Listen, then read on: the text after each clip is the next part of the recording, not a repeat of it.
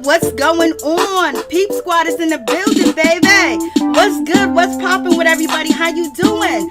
Please like, comment, subscribe, share the video. It'll be greatly appreciated from the bottom of my heart.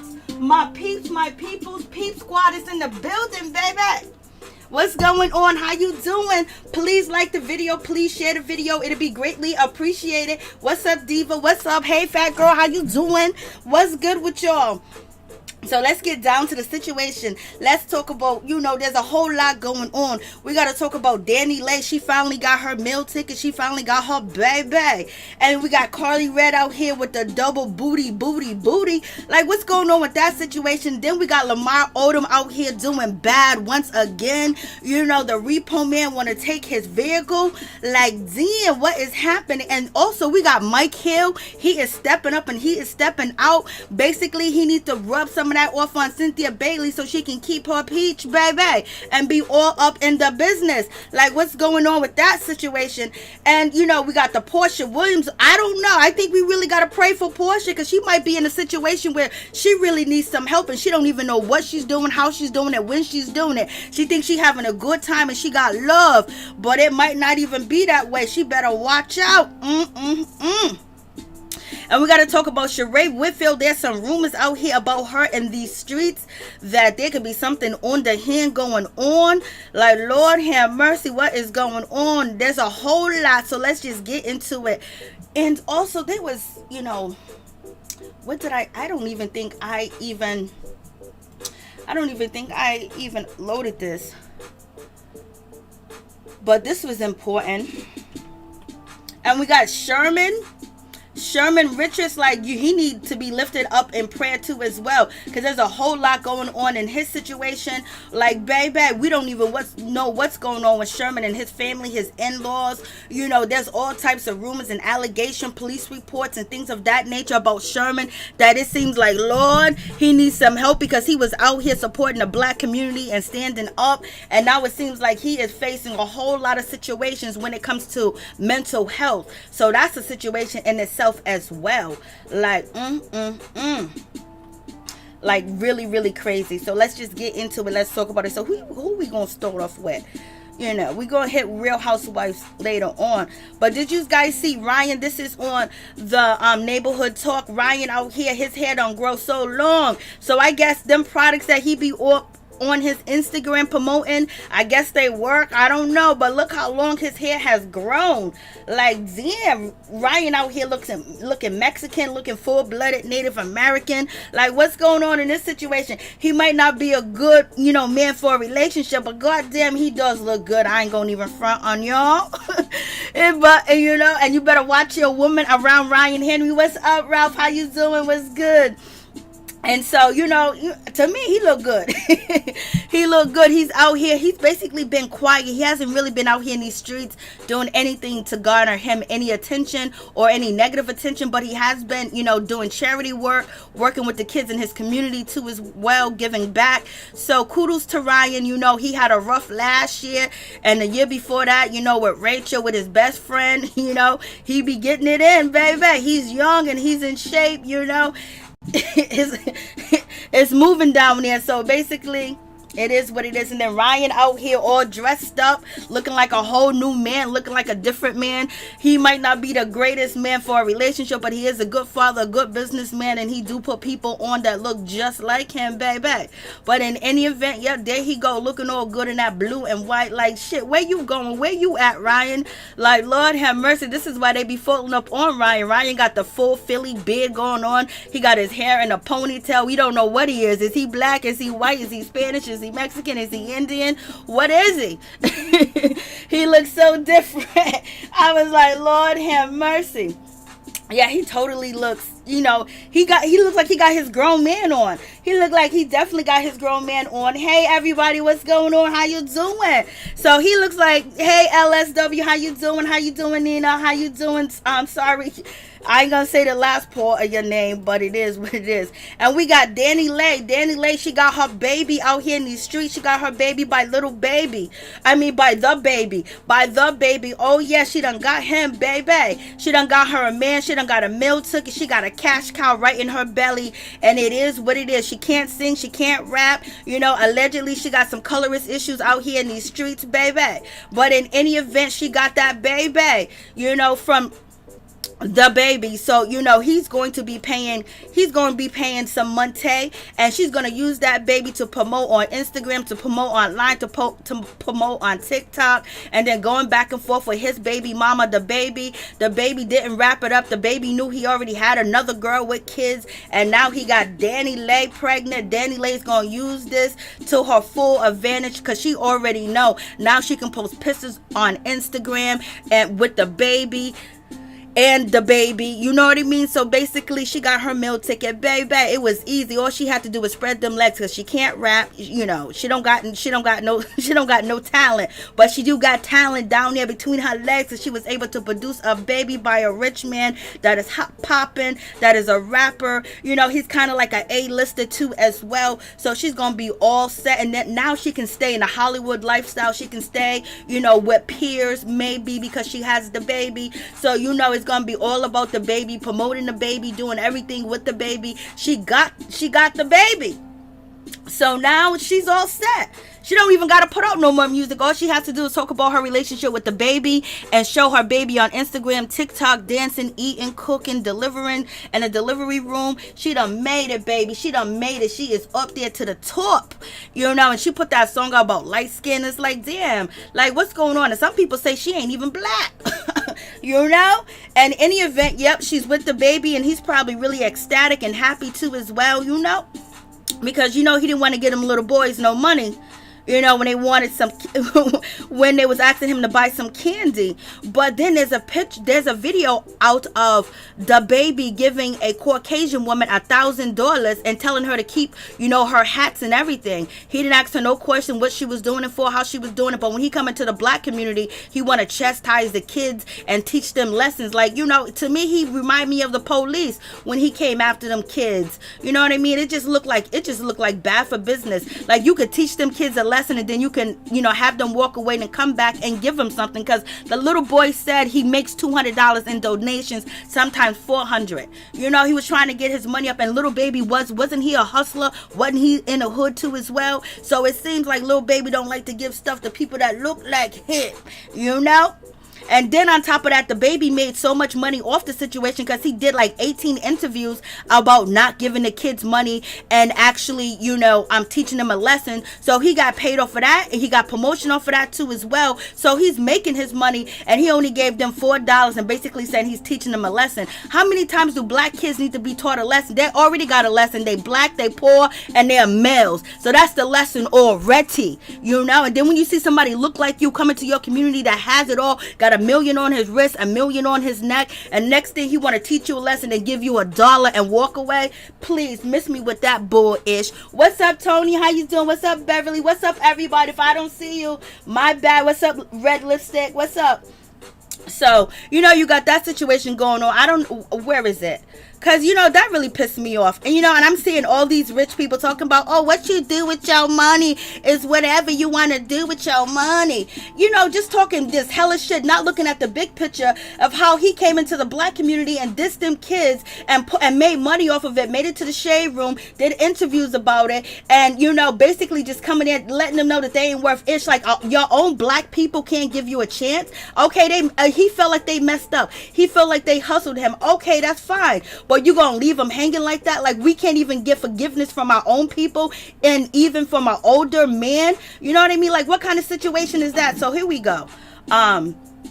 So that and it's just it's not even the lesson, it's the way it looked. Like, you jumping out a Sprinter, you jumping out with all this money on, and these kids, they look like, they poor, and then they're trying to hustle, just like little baby said that, just like the baby said that he hustles. And it's just like, Lord, And he just go, I taught them a lesson. Somebody need to teach your ass a lesson, because evidently you ain't learning from your lesson, because you always getting caught up in shit. You're always dealing with the police and things of that nature. Didn't you want somebody to give you a second chance? Didn't you want somebody that looked like you, that had more than you, give you a chance and help you too as well? And even if you fall short, you know what I mean? Why can't we give our own people forgiveness? You know what I mean? We don't get forgiveness from the cops. We don't get a second chance, you know, from the police when they come in our neighborhoods and, you know, stop us and frisk us and things of that nature. But do you see him coming in the neighborhood doing that? That shit just looked bad to me, in my opinion. It just looked terrible. So here we go. And the kid said he get $200 in donations. He didn't say the whole box was $200. He said he usually get $200 in donations, because most people sometimes just give the kids the money. They don't even want the candy, because a lot of people don't eat candy like that. But here we go. Let me turn this off in the background. Yes, I'm on one. I feel a certain type of way about this shit. Here we go.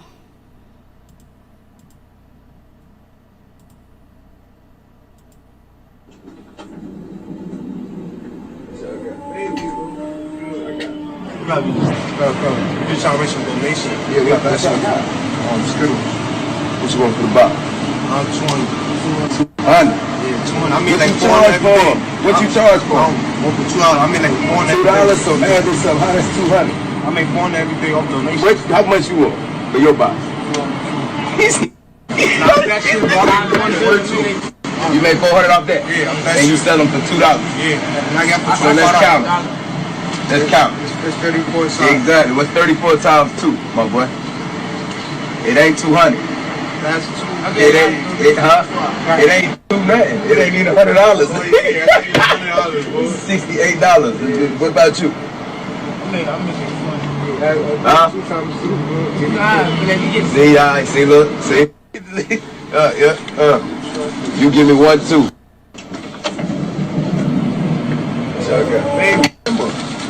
What, they $2 a piece? $1 each, I bet. Therefore, he was trying to get more money out the situation. You got a person jumping off a sprinter with diamonds and golds all over him. He got a stack of money, and yet he want to teach these black kids a lesson. They done already got a lesson. They're out there in the sun and the heat selling, and they're black and they're young, and you know what's against these boys too as well. And then you got a black man saying, I want to teach you a public lesson, and then he's making money off the situation, getting publicity off the situation. It's just like, damn, you can't forgive kids. You can't give kids a second chance. How do we expect the police to give our kids a second chance when people that look like us don't give us a second chance? Like, Lord, that pissed me off so much. I'm still feeling a certain type of way about the situation. It's just so ignorant. Nobody gets the big picture of the situation. This is how we treat our people. This is how we doing our kids in public, and now it's going viral. So it's like, you know, there was a study done by UCLA, and basically the study was about, you know, how people don't see black children as children. When they see a black boy, when they see a black girl, they think of them as being adults. They don't see them as kids. You know what I mean? And yes, the baby is a hustler. He's a gangster. He's this and that. But like, for you to teach him a lesson like that and then go everywhere and do interviews about it, and then people praising him, that's nothing to be praised about. You know, you could have taught them the lesson, had them walk away, then tell them to come back and say, you know, this is how you do business, how you're productive and doing business and things of that nature. And I'm going to give you this donation, but I want you to repeat to me what you have learned from what I just did to you. You know, he could have did that, but you just making them just walk away. Oh, them kids got me effed up. Now they ain't getting nothing. Why you got the camera on the kids anyway, giving them money and buying the candy box? Because you wanted to make a moment. You wanted to make a viral money. You know them kids were going to try to get more than what the box was probably for, because they're out there hustling, selling candy, probably helping paying the rent, probably putting milk on the table and bread on the table, probably to get some shorts and some t-shirts. You never know what they was out there for, but this man is basically being praised because he came to the hood and he taught 2 little boys some lessons. Like, miss me with that shit. So yeah, I was feeling a certain type of way. So yeah, that shit done pissed me off. He's forgetting those are the same kids who made him. Yes, thank you, Beverly. And that shit. Hey, Miller, how you doing? What's going on, baby? I haven't seen you in a minute. Hey, Tony. Hey, Kim. So, you know, hey, Miss Sugar. Mama, how you doing? So, you know, Carlock, that really pissed me off. And everybody's like, then you got Charlamagne the God talking about, oh, he taught them a lesson. You know, he shouldn't have been out there teaching them no lesson any goddamn way. He should have been minding his business. And then he was like, oh, Charlamagne was like, oh, he taught them a lesson. You can't tell celebrities what to do with your money, but when you out here acting like you're gonna give the kids some money and then you don't, you know, like, you put it out there and then people are like, oh, you can't tell these celebrities what to do. But if it wasn't for the people, you know, streaming their shit and clicking on all their videos and going to their Instagram where they can promote and sell different things, but and this is how you treat, look how he treated them black boys. And to me, it reminded me of like back in the day, and then today too as well, where, oh, hey, little black girl, little black boy, you know, you was gonna get this job, but you know, we just went with the other person. Oh, you made a mistake, we're gonna give you 50 years. You know what I mean? No type of forgiveness, no looking at them as kids just trying to hustle, trying to do the same thing he was doing to get to where he's at. They gotta learn so many different hard lessons just being black and being impoverished, that they don't need you to sit up there teaching them a lesson, because if they were ever to become famous or big, they're gonna have to worry about getting ripped off by the industry, just like you gotta worry about that, right, the baby? So, well, the baby don't seem too bright. The baby should be ashamed of. That's how I feel. And it's just like so many people are just promoting the baby, like, and then not only that situation, you know, there is a video that's on YouTube of the baby basically, you know, seeing a Caucasian mother with her son, and she was selling hats in the mall, and then she was basically offering him to buy one of the hats, and he was, oh, and he gave her $1,000, and then he told her to keep the hats. A totally different situation. He didn't ask her, you know, oh, how much them hats are, how much you usually get from them hats, why you in the store, or anything. He didn't ask her no question. He just gave her the money, took a picture, hugged up on her. But when it comes to the black boys, it's like, I'm gonna teach them a lesson. I'm gonna be hard on you. I'm gonna be stern on you. And when you got millions on your neck, millions on your neck, millions on your hands and things like that, and it's just like, yo, it's just very disrespectful to black people. It's very disrespectful to the black community too as well, to see someone do that to kids in our community. They already get mistreated, they already get profiled. Now you got the baby, you already knew what these kids was about, or knew what these kids were trying to do, because he said he used to hustle too. He should respect the hustle in the game that they're doing. They're not stealing, they're not robbing, they don't have no blicker on them, they don't have no brick in their hand, they're not trying to harm anybody, and they wasn't aggressive. The baby approached them. It was a whole totally different situation, and the way he treated them was low down and dirty. And also, to me, it resembles self-hate. You know what I mean? To me, it resembles self-hate, you know, because watching that video of how he treated the Caucasian woman, and then how he treated the black kids, and then he has this girl that's pregnant by him now, which called out his baby mother, and basically saying that the baby only like light-skinned girls are pretty, light-skinned girls are better. I don't got no problem with light-skinned girls. I got light-skinned people all over in my family. I love all black people of all different color and shade, but that song was a diss to his baby mama that he's with now. And the reason why he picked her, because I believe he got self-hate, because the way he did them boys and then the way he did the Caucasian woman is a whole different 360, a whole different ego, a whole different 180. So that's just my little rant on that shit. It really did piss me off. I'm not even gonna front. I ain't even gonna lie and hold y'all on the situation. And so this young lady, I forgot what her name was. Her name was Whitney. She was from the Bad Girls Club. She was from Boston. And she always used to say, I'm from Boston. I forgot her name. Lord have mercy. But she recently passed away in December. And she was on the Bad Girls Club. And, you know, it was because, you know, she was using all types of, you know, paraphernalia and things of that nature, or drugs and stuff like that, and she ended up passing away. So she's not here anymore. It's a sad situation. She was cool. She was from Boston. And then let's get down to the Lamar Odom situation. Like, we've been talking about Lamar Odom. There's been a whole lot of shit going with Lamar Odom. But now, you know, Lamar Odom is facing some issues. He's facing a situation, baby. And the situation that he is facing is that he owes money on a 2017 Chevy. And, you know, Suburban. And he hasn't paid the bill on that situation at all. You know, it basically is like he's skipping out on his bills. I guess Karlie Red was right when she he was like he was broken, he was living from place to place. So basically it just seems like it's a whole bad situation where Lamar Odom, he has leased a Chevy 2017. He's supposed to make the payments of $668 dollars and 40 cents a monthly payment, and according to the bank, he has not been making payments, and now the car dealership wants to come after him, and you know, he got a whole lot going on. And they say Lamar Odom owes a cool $35,000 and change. They want their car back. I was like, damn, my 2017 is $35,000 he owe on the shit. Like, Lord have mercy. And basically they're saying he hasn't made a payment since February of 2020. Like, he ain't got the money. I don't know how his baby mama gonna get all that money from Lamar Odom. Lamar Odom talks about he got lawyers and things of that nature. You know, he missed court with his baby mama because of, you know, he didn't know that there was any court proceedings going on or anything like that. You got Karlie Redd saying he's sleeping from couch to couch. This is really a sad situation. Someone from the top and now has hit rock bottom and on the bottom as far as when it comes to his financial. He is getting a pension from the NBA. He just recently started to receive it, and that money might be going to gambling, or it might be going to something else. Karlie Redd, you know, she accused Lamar Odom of actually being back on that stuff, and this is what a Chevy, let me see. This is what this 2017 Chevy looks like. And $35,000 for a Chevy, I wish I would.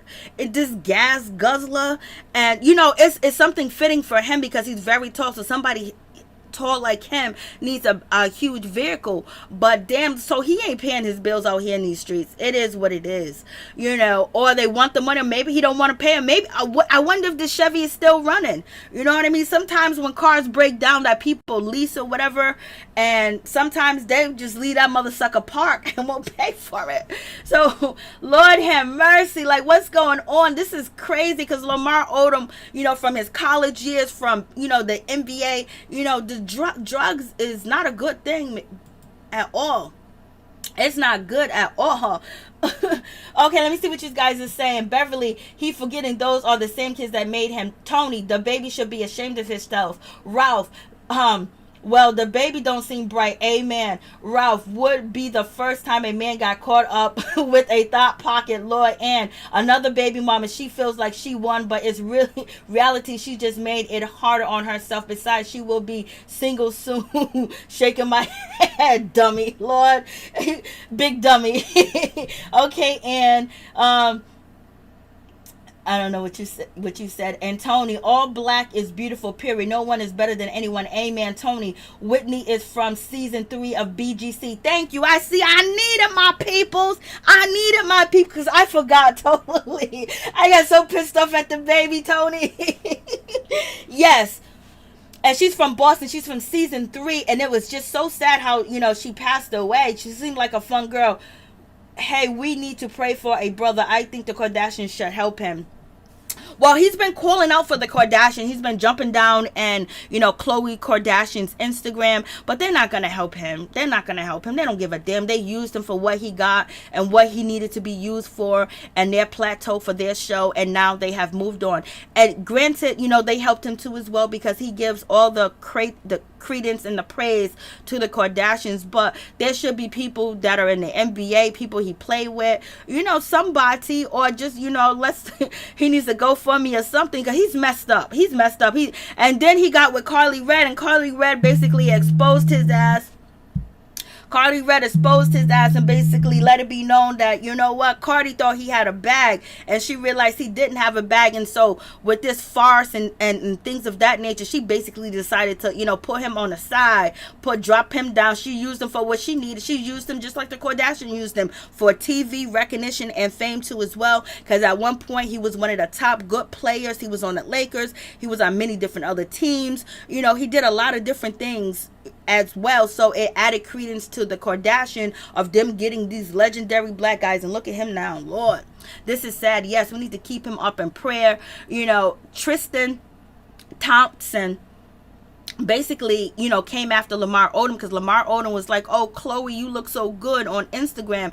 And Tristan was like, you survived one time, you know, you might not be lucky the next time. So Tristan's basically like, you better get away from, you know, Khloe Kardashian. Also, wasn't Sabrina Parr involved with Tristan? And she made so many rumors about Tristan too as well. So, you know, I think Lamar may have burnt a lot of bridges with people. So, you know, it's a sad situation. So keep him up in prayer. Keep yourself up in prayer that he can just get it back together. But also, you got to think about, he had 12 heart attacks, 12 strokes, or the number could be larger than that, and he came back. So there's a lot of function and cognitive function, and his frontal lobe is not working like it used to work too as well. So it's just really a sad situation. So now, you know, Lamar, you better not be riding in this car, because they're probably gonna say, the dealership is probably gonna say this car is stolen. They, you know, I'm surprised it doesn't have, you know, the thing that you can anti-locks or whatever, where you can shut off the car. You know what I mean? I'm surprised they haven't shut off the car. It's a 2017, so don't it have that thing that you can call them and they can just, you know, find the location of the car and then shut off, you know, the car or whatever. I can't think of the name of it, but hey, Miss T, what's going on? How you doing? So, you know, that's the situation. So I feel bad for Lamar. It's a 2017 too, and it's like, damn, this dude was from the Lakers. He's legendary, and he's in the 2017, but at least he's in the car. But I don't think the car's running. I don't think it's working. And I think sometimes when people, you know, don't really care about bills, they got so many bills, they got so many people that they owe. When a car breaks down, they just leave it and go somewhere else and get another car. I'm telling you, I have seen this shit in my life. I've seen people do this.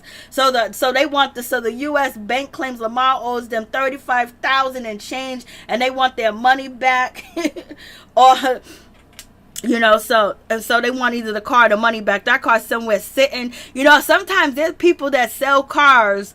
They would sell their vehicle that has a payment on it too. So I wonder if he sold the shit, Lord. I wonder if he sold the shit. I wonder if he sold it. Lord have mercy. R.I.P. to our brother. It's just crazy when it comes to Lamar Odom, like what's going on with the situation. It's just really, really, really, really sad that, you know, we're seeing, you know, the demise and how, you know, he's deteriorating right before our eyes with different things and different negative stories, and people still chasing him down for money and things of that nature. So it's just really, really sad all the way together. Hey, Major, what's going on? So I don't think they might get their car back, or they might not. Somebody might realize they brought Lamar's 2017 Chevy, you know what I mean? And it still got money owed on it. So, you know, Cardi Red is basically saying, I told you so. I told you he didn't have no money. I told you so. You know, that's the situation. Then we got Cardi Red is from the Neighborhood Talk. She is walking, baby. And she got I don't know what's going on. Her booty was never that big when she first started. But her booty looked like 2 bowling balls, 2 basketballs. Like, Lord have mercy. It looked like the shape of a heart. It looks like, ooh, it looks like it hurts. It looks like it's uncomfortable. It ain't moving. I was like, go ahead, Cardi. Because, you know, I might look at it in a certain way. But let me tell you, there are some people like, damn, I want that booty. There are some people that saying, ooh, baby, it look good. We see Wendy Osefo, she got her butt done, and they basically saying getting a Brazilian butt lift and working on your butt to enhance it is one of the most worst things that you can possibly do. You know, the most dangerous surgeries ever, point blank, period. So, like, they're saying, like, it's worse than an open heart surgery, you know, getting these butt jobs. And so she got her booty out here. She ain't worried. She got her slick outfit on. You know, she's handling her business, and she done already spit Lamar Odom up and threw him out the window, baby. So it is what it is. And let's get to this situation. This situation is really sad when it comes to Sherman Richards. Like, I don't know, like, he definitely does need some mental health, and he does need some help too as well. You know, he just spoke to TMZ just a few minutes ago, and so Sherman, he finally opens up about the incident and says he is deeply remorseful for his action. He goes, I behave in a manner I am not proud of. The NFL star said Friday, I have been dealing with some personal challenges over the last several months, but this is not an excuse for how I acted. the importance of mental health and emotional health is extremely real, and I vow to get the help I need. I appreciate all of the people who have reached out in support of me and my family, including our community here in Seattle. Sherman added, I am grateful to have such an amazing wife, family, and support system to lean on during this time. So, so now he made a statement. This is new to me that he just recently made this statement with TMZ Sports, and basically he's talking about his mental health. And this is a sad situation because this is a brother that put his life on the line. He put his career on the line for his community, for the people, you know what I mean? And he was very instrumental and the progress of trying to remove racism and trying to speak up for his people, and also get justice for his people too as well. And he had a situation that was recently on Wednesday, and that situation was with his wife and his father-in-law, and it's alleged that he was a little bit intoxicated. So he was drinking a little bit, and it seems like they were partying and having a good time.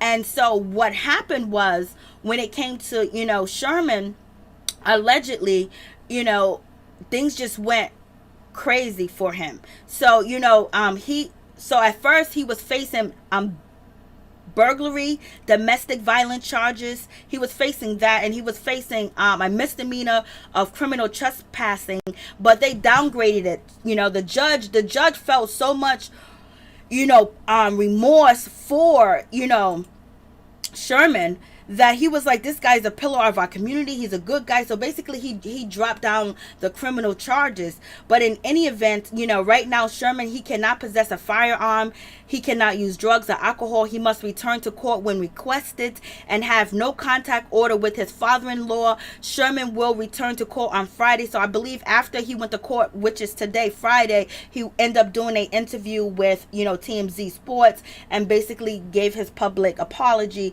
to everybody and to his family too as well. So in any event, he cannot have any contact with his father-in-law. Sherman will return to court on Friday for a hearing on the 4 pending misdemeanor charges that he faces, which is malice, DUI, criminal trespassing, and domestic violence, designation, and resisting arrest. Like, damn, it's like so much going on. And also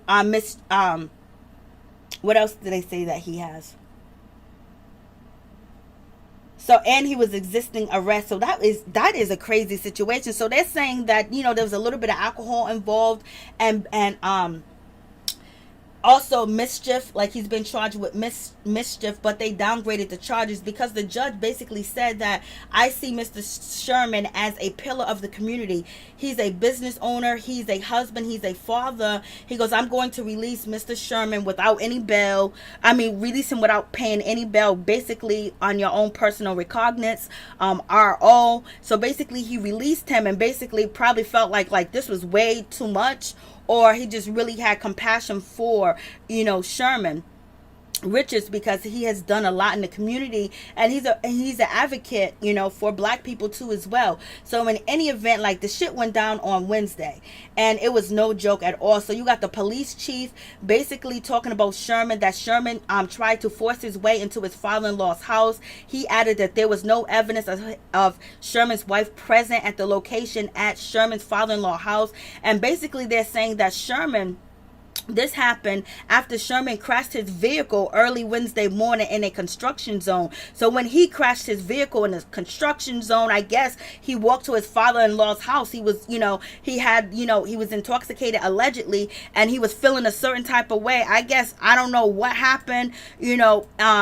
Sometimes when you are going through mental illness and things of that nature, and you got depression, and you mix it with anger, or somebody pissing you off, or just feeling like things are falling apart around you, could really be and alcohol can increase that awareness of how you feel to be even bigger than what it is, and baby, you could really go off, and sometimes you can even lose your life. But thank God that this did not happen to Sherman Richards, that he's still here, he's able to have an apology, because his encounter with the police could have been the last time we seen him. His encounter with his father-in-law could have been the last time that we seen him too as well. So per police statement obtained by the Associated Press, Sherman's father-in-law Raymond Moss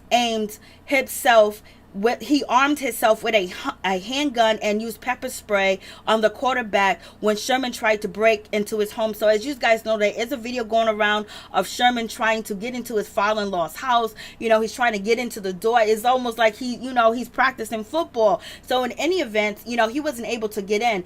But Sherman's father-in-law basically said that he ended up pepper spraying, Sherman through the door. Partially, the door was kind of open. So while it was still kind of open as Sherman was banging on the door, while Sherman was attempting to gain entry, allegedly, so the father-in-law tried to stop him by macing him, and and also the father said he armed himself with a handgun, basically to protect himself and his family too as well. So, like, this situation could have went way left with the father-in-law. The father-in-law could have just, he could have just said, you know what? And did something that, he can never come back from. But thank God he didn't. Thank God he didn't. Thank God there was somebody with a cooler mind. There was people with cooler minds. The stepfather was nervous. Even in the video, you can hear people in the background yelling and screaming because Sherman was trying to get in. Like, he was filled with something. And when you have these emotional breakdowns, you don't know where it might lead you. So that's why it's very important to get help. It's very important to talk to people, because you don't want to have a breakdown where you do something where you can't come back from, or we don't see you no more. But in any event, after the authorities had arrived to Sherman's father-in-law home, they reportedly got into an altercation with Sherman, and basically they couldn't really apprehend him, so they needed assistance with a canine. Could you imagine a canine jumping on you? Or oh my God, I was like, it would just remind me of slavery time. Just remind me of the 40s or 50s, when they get them dogs on you, like the water hose, like Lord have mercy. But I guess he's too big, he's too strong, I don't know. But they end up getting a canine unit basically to, take Sherman down while he was at his home. He wasn't at his stepfather's house. I mean, not his stepfather's, his father-in-law's house. So he went home. The K9 unit and the police came to his house to arrest him. And basically, he was resisting arrest, allegedly. So therefore, they used a K9 to, subdue him. I was like, damn, a dog, baby, a dog? Like, Lord, and them canines, they can't wait to get your ass. They be waiting all day to search for somebody and find something. You know what I mean? They be sitting up in the car. When we gonna move? When we can get some action? So I ain't even playing with no canines. Lord have mercy. And so Sherman was taken to the hospital, and basically he was medically cleared, and Sherman was booked into the King County Correctional Facility. So basically Sherman did suffer a minor laceration on his leg due to the canine contact during apprehension. Like, Lord have mercy, I ain't messing with no dogs. And so we have Sherman's wife, Ashley Moss. She told the Seattle Times, he didn't harm anybody. My kids were not harmed in the incident.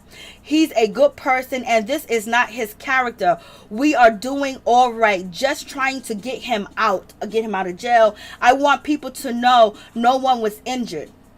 So basically his wife is coming to his defense and basically trying to let the public know that she wasn't harmed, the kids wasn't harmed, nobody was harmed. He just had a breakdown, and it was outrageous, and it escalated from a car accident to him showing up at his father-in-law's house. I don't know why he went to the father-in-law's house. What did the father-in-law do? What was going on in the situation? Was there money involved? Was there threatening leaving? Was that, something had to just trigger this emotion in Sherman.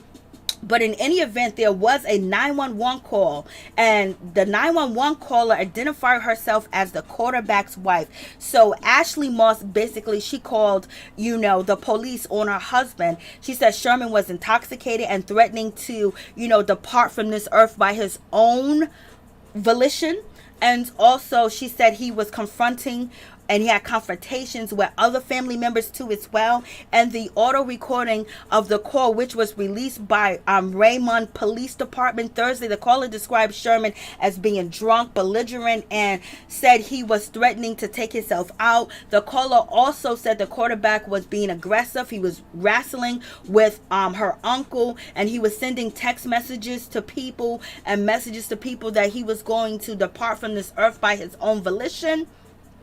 and things of that nature. And also in February, the prosecutors and the King County Sheriff, basically they put an extreme risk protection order in against Sherman in February, which banned him from possessing a firearm because they deemed him to be a danger to himself and others. Like, so this is really a sad situation, you know.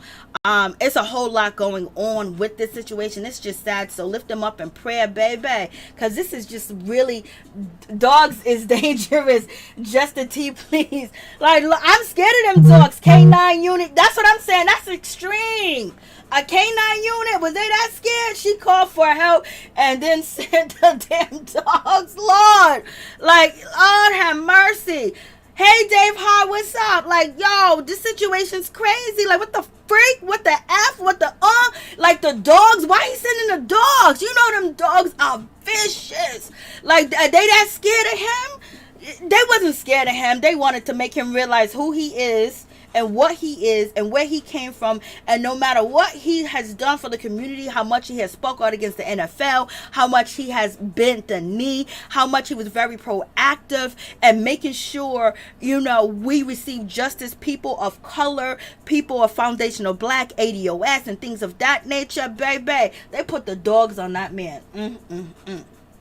But the video of him trying to break in the house was like something went down that led to that situation. You know, it had to do with the father-in-law, what he said and what he did with his daughter. You know, when you enter people's marriages and their relationships, and then it could be finance too, because finance makes people really crazy, you know, especially if they were wealthy and they're seeing the doors close in on them because, you know, Sherman Richards, he's a free agent right now, so he's not with a team. So you know how the NFL, when they don't want you to play, they will blackball you and no team will pick you up and things of that nature, and they won't, you know, it'd be hard for you to get brand deals and things of that nature. Colin Kaepernick, he was lucky that he ended up making it, you know, because they never put him back on a football team ever.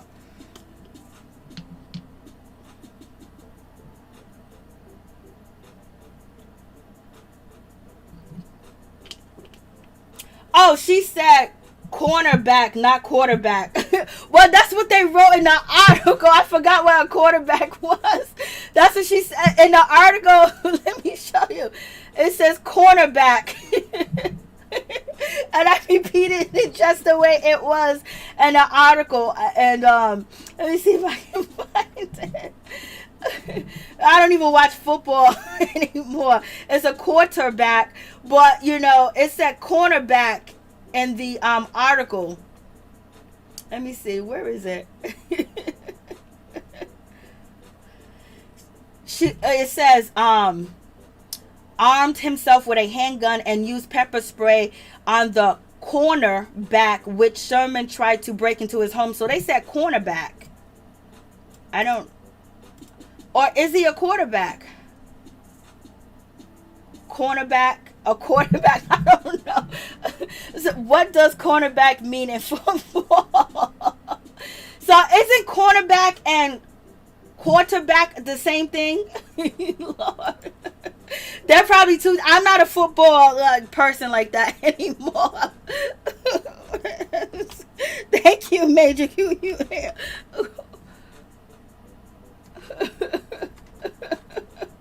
Lord have mercy.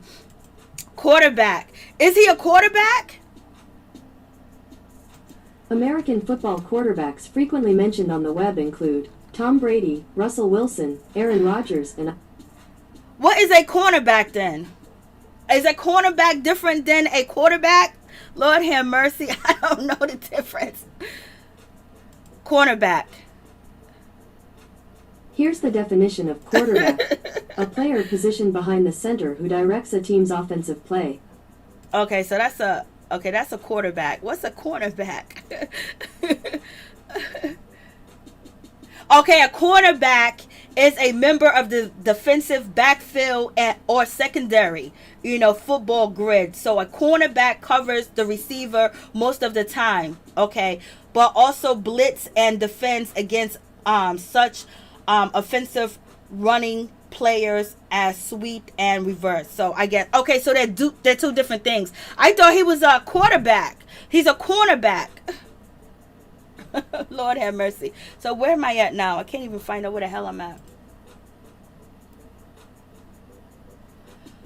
What about Candy? This is a time he should really do something. Hey, Felicia Butler, what's going on? How you doing? Okay, Quarter throws the ball. Lord have mercy. I have to go to work. Oh, you know, we wish you peace and blessings, Tony. Thank you so much for coming through. And you have safe travels and a safe trip. And you have a beautiful, wonderful day, a productive day, and a prosperity day at work too as well. And everything go easy while you're over there at work. And nobody gets on your nerves, for real, for real. So, okay, that's the situation with Sherman Richard. And then when we move on, we go to Lil Durk. So you guys heard about Lil Durk.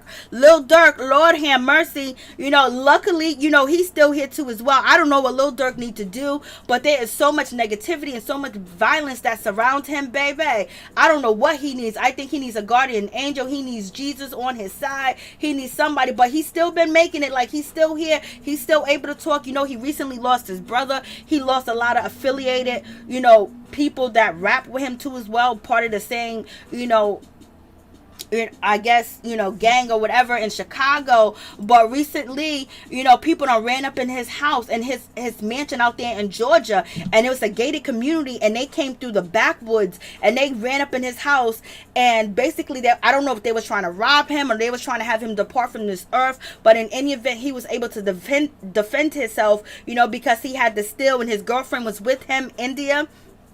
You know, she was with him, and she picked up, you know, the steel too as well, and and they both protected one another, and they protected their property, they protected their home, they protected their life. I don't know how comfortable I would be, you know, feel like if I want to stay in the same place, because now the drop is on your location, but now they'll be ready, so people will know, like, if you mess with Durk and his girlfriend, you're going to face some problems. But this is a sad situation too as well, because it's just like he didn't supposed to make it out the hood, because the gang activity where he from and where in Chicago, and you guys know, you know, the rate of crime and people of color and ADOS and foundational black that are losing their life in Chicago and New York is just at an all-time high.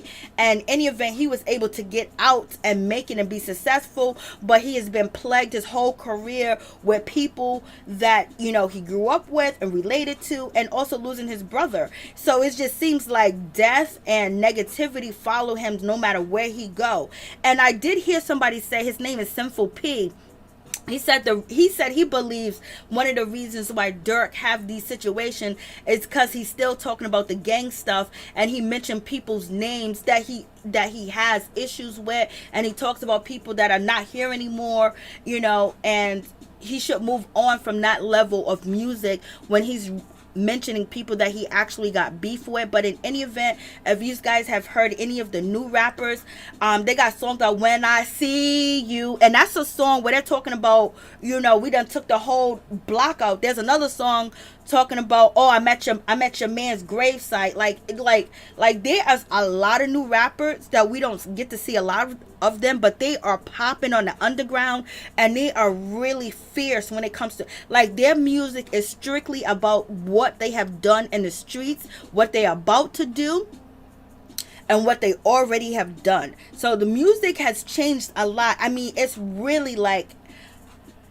when we thought that we was listening to gangster music, these kids that, you know, their names are not out there, they really got gangster music. Like, you know, there was one video I seen of a rapper, you know, he's pretty much popping, they making money. He went to a gravesite where, you know, the person that was at the grave, he took that person's life, and he took like 5 people's life that was in the cemetery, and then he was pouring liquor out on the people, and he made a video, you know, a music video, a song about him taking out like 5 dudes, and he really did it in real life, and he's at their gravesite, you know, talking about what he did and how he did it and all that kind of stuff. Like, the music, like this is on a whole new level. This is why the cops and the police, the FBI, the feds can basically, you know, go to these guys' Instagram, go to their music, because they're actually rapping about the crimes that they have committed. But in any event,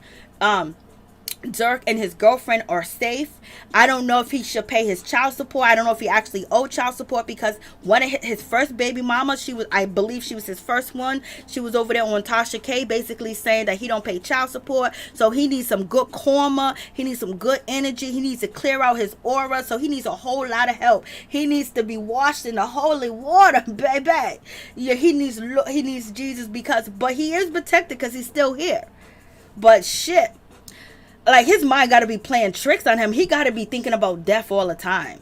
Because he just lost his brother. And now somebody done ran up in his house? Are you kidding me? And you guys see Phaedra Parks? Like Lord have mercy. So in any event, like, we thought it was bad growing up.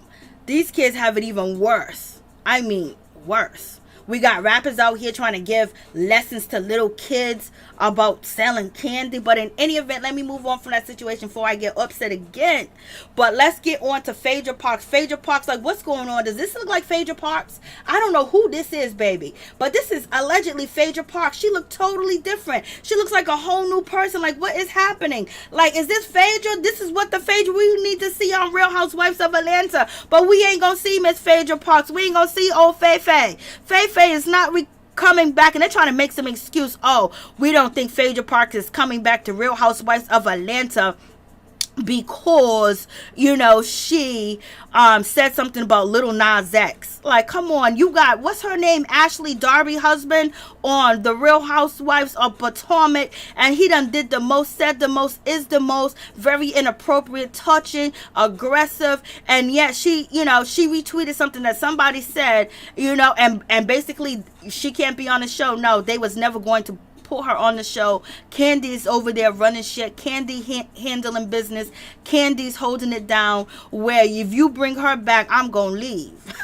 And so therefore that's what they're coming up with, some nonchalant excuse not to have Phaedra Parks there. Yes, that's the new Phaedra girl. That's Phaedra. That's Faye Faye. Like, Lord, you see Phaedra? OMG, that don't even look like Phaedra. That don't look like that does not look like Phaedra Parks at all. Like, she looks totally different. Like, she didn't even look like this when she was on Marriage Boot Camp. The last time we seen her on TV, she looks totally different. Like, Lord, let's see. See, this is Phaedra. This is Mrs. Parks.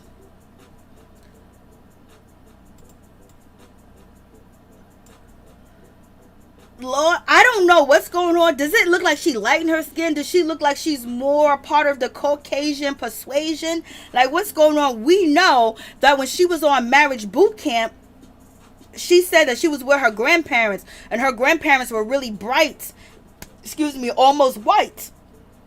And she said the people in the neighborhood used to be like, who's that little black child you got? So, you know, is this something that she's doing because of what happened to her in her childhood? Or, you know, she's thinking that maybe this look is going to... She don't look like Phaedra. I don't know if that's contouring. I don't know what's up with the nose. The skin looks totally different. So, unless it's me, maybe she looked the same to y'all. She looks, you know, 20 years younger, and she looks like a whole different nationality. Yep, Phaedra looks different, baby. Yo, she looks different. She looks different, y'all. What y'all think? What did you think? Is there any bleaching going on? Like, what's happening with this situation? What's going on with Faye Faye? Faye Faye! What is happening? Okay.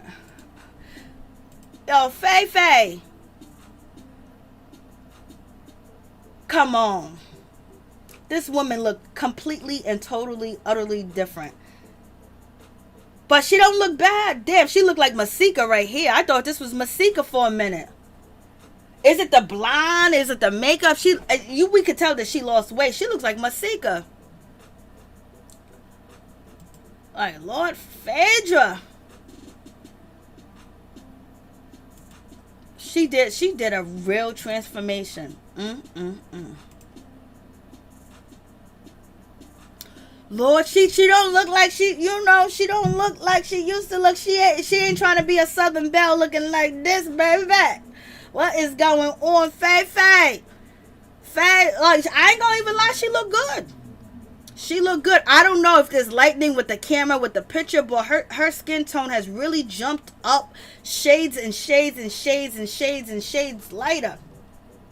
So like I said, I don't know if this situation has to do with anything with her childhood, because, she cried on marriage boot camp about how she was treated because, she looked different from her grandparents. People thought that, she was like somebody else's kid. She was the maid kid back in the day, and she never really felt like she belonged. But she looks totally different now, baby. So I don't know if it has to do with that. I don't know if she's vamping up her image to look different because she still wants to get jobs. She still want to work because, it goes around in the, industry where if you have a certain tone, sometimes you don't get the jobs. And if you have a certain tone, sometimes your music is not promoted, and things of that nature. But yeah, she looks different. Over here, let's see, she looks... Does she have any work done on her nose, or is it just contouring? Because that's the new word. It's couture. It's couture. We're contouring our skin, baby. So I was like, Sheree, the rumor is Sheree allegedly got a piece. Look at Mr. Jamie Foxx, Mr. Foxx. See, Phaedra looks different here, but Phaedra done really switched up, baby. She wasn't playing. When she said, I'm going to get that get back, I'm going to be a whole new person, and she looks like a whole new person. I didn't even know that was Phaedra.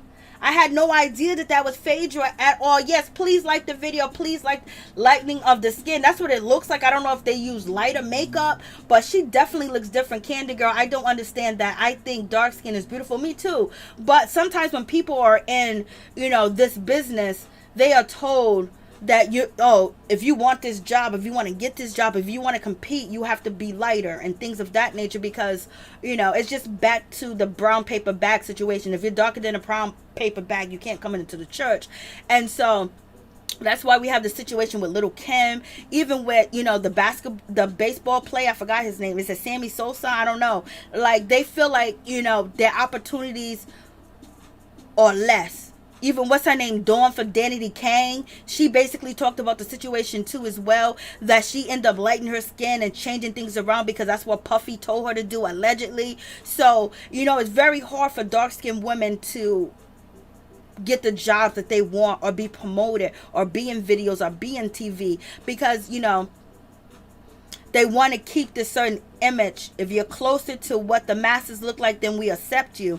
And this is why you do have the situation where a lot of men, a lot of young boys are attracted to women that are light skinned, fair skinned, because this is what they see in the videos, this is what they see on commercials, this is what they see on the news, this is what they see in the movie. Very rarely do you have a bunch of dark skinned girls being promoted, because like I was telling you guys a while ago, I went, I think it was a month ago, I was chilling, I was hanging out with my peeps, and there was a room full of like younger kids, younger boys, and we were talking about celebrities and things of that nature, and every dark-skinned celebrity person I named, they thought was ugly, and they only liked the light-skinned women. And so we had a conversation of why is that. It was like, this is what we see, this is what everybody else got, this is what we're told that is beautiful. We don't see them promoting any dark-skinned girls, and just seem like everybody that we idolize, everybody we look up to, from sports players to this and that, they're with the bright, they ain't with the dark. So it's really a sad situation. We talked about this before, but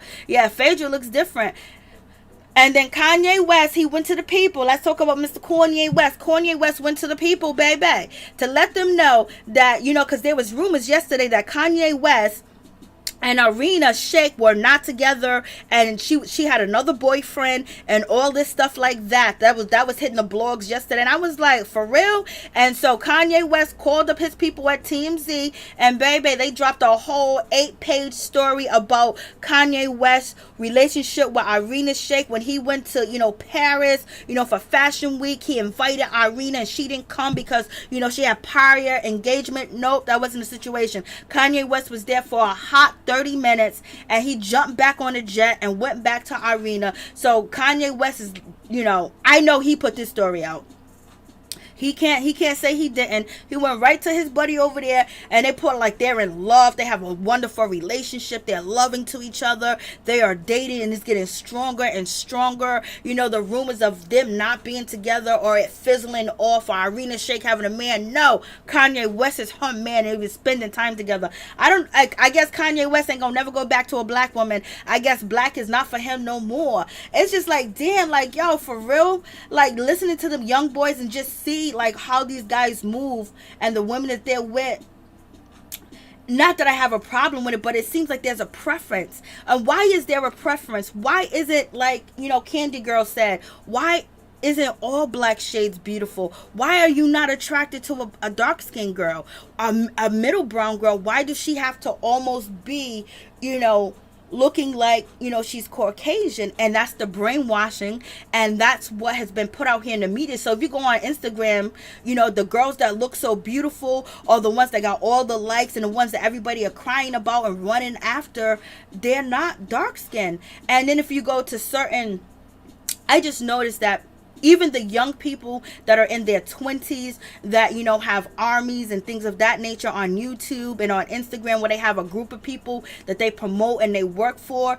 I did, you know, I was looking through this because, you know, there's certain groups that you can, you know, connect to on YouTube, and you can connect to on Instagram, where they can help you build your YouTube channel, support your YouTube channel, because they have millions and millions of subscribers. But all the people I checked down the list that they have, there is no dark-skinned women, not one dark-skinned woman on their team that they help promote or build up. So, like, the shit's real. Brainwashing is real.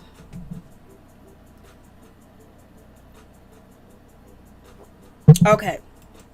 So, and then the brainwashing stopped. You know, it was prime time. Prime time was the news. You know, when you watch the news, you wouldn't see black people on the news unless they were being arrested or unless it was something negative. And so then you got the TV shows, the sitcoms and things of that nature. And now, you know, you got the Instagram, you got the TikTok, you got the, you know, all them sorts of media. And just look at how many people of dark skin get the same love as the people that are light skinned. And I never had any issues with colorism or racism within, you know, my family, or just being black, period. I never even felt like there was a difference. Like, if I see a light skinned person, a dark skinned person, whatever, I just be like, yo, that's my people, you know, or whatever the case might be. Even if we're not cool, but, you know, there's really segregation among us, and it's sad.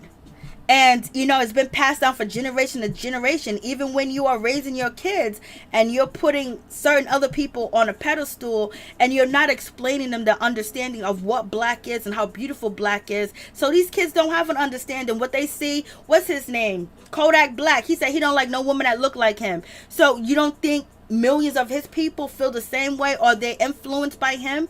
You know what I mean? When you see these big athletes with not a black woman in sight.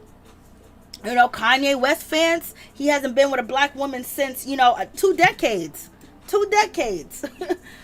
But, you know, that's why I support my people that love each other. And it's the imagery. And black people don't get a lot of imagery of black people loving each other. It's always a black person with another person that's not black. You know, you rarely see, you know, the black love that is a little bit almond, a little darker shade of brown. You don't see that being promoted, you know. But let's move on to Miss Cynthia Bailey. As you guys know, I talked mad shit about Cynthia Bailey on some videos that I did. Half of the time I don't remember what the hell that I did say, but in any event, you know, I told you that, you know, she needs to step up. She needs to do something. She needs to make it known. She wasn't on Real Housewives all these years because she was a sweetheart, because she was an angel. No, she got some viciousness in her. No, yes, she got some, you know, she got some toughness in her. She can have vitriol. She can be confrontational. She can be shady. She can read. She can do all that, but she chooses not to. And I don't understand it, because when anybody on the cast want to read her or shade her, they do it without even thinking about it and apologize to her later. And now she wants to be this perfect image, like, I don't want to be with you. I don't want to be with you. Or you can do this to me. You can do that to me. I'm not going to sit. I'm going to sit here. And basically, it's alleged that she's not coming back. I don't believe that she's not coming back. I believe that she's going to be on the show. I don't think that they're going to do that to Cynthia. Not right now. We just got over a pandemic. And I think Cynthia has a really good relationship with them over there. So I don't think they're going to get rid of her. But all the blogs are reporting that Cynthia basically is gone. And this happens all the time. I hope she's not gone. I just hope that she would just wake up. Like when she did the interview with Wendy Williams. Wendy Williams said, well, there's supposed to be a shakeup over there at Real Housewives of Atlanta. And they said somebody's going to be fired. And I think it should be you. She should have read Wendy for filth. But she didn't. Then she went out to dinner with her. We need you to come back, Cynthia. Cynthia, we need you to step up. We need you to show why you had this peach for so long. You've been hiding it. Show us you. Show us who you are, baby girl. Stop hiding. Stop running. Stop letting people walk over you. Stop being a doormat. Stop it. Okay, so I don't even know where this... Okay, so I guess I got rid of it. Where is that? Hold on. Okay, so it's Mike. So, you were talking about Cynthia. So let me see if I can find this shit. History. So it's about, Mike Hill. So Mike Hill has stepped out on faith. Mike Hill has basically been out here saying what he needs to say, basically to keep his job. And I've been telling you guys that Mike Hill, he's on a black network. And he basically... he don't play them games. He will stick up for himself and he will cause controversy, point blank, period. And recently he has, but I can't find it right now.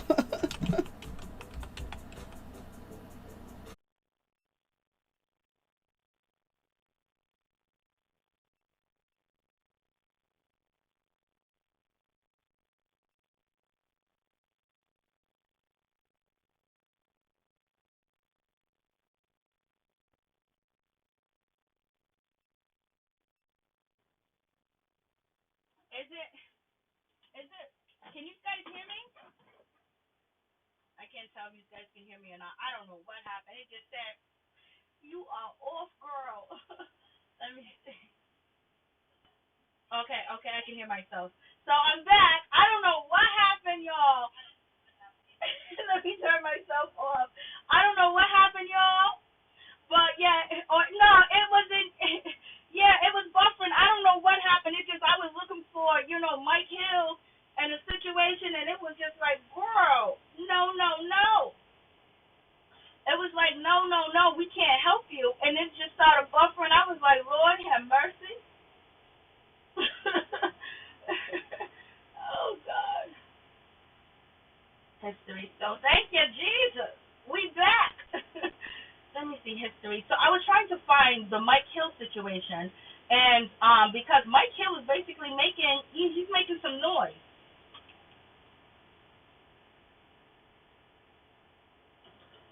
He's making some noise out here in these streets, baby, and I'm like, he's stepping up, and he's doing what he needs to do to make sure he keeps his job, where he's keeping it spicy. He's keeping himself interesting and things of that nature. And I was like, damn, why won't he do that for Miss Cynthia Bailey? Like, encourage her to do more. Encourage her to speak more.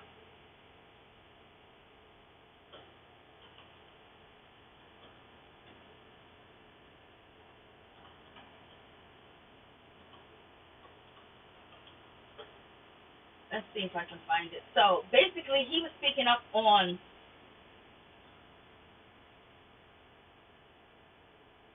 I think it's right here. Okay, here we go. Let's get that.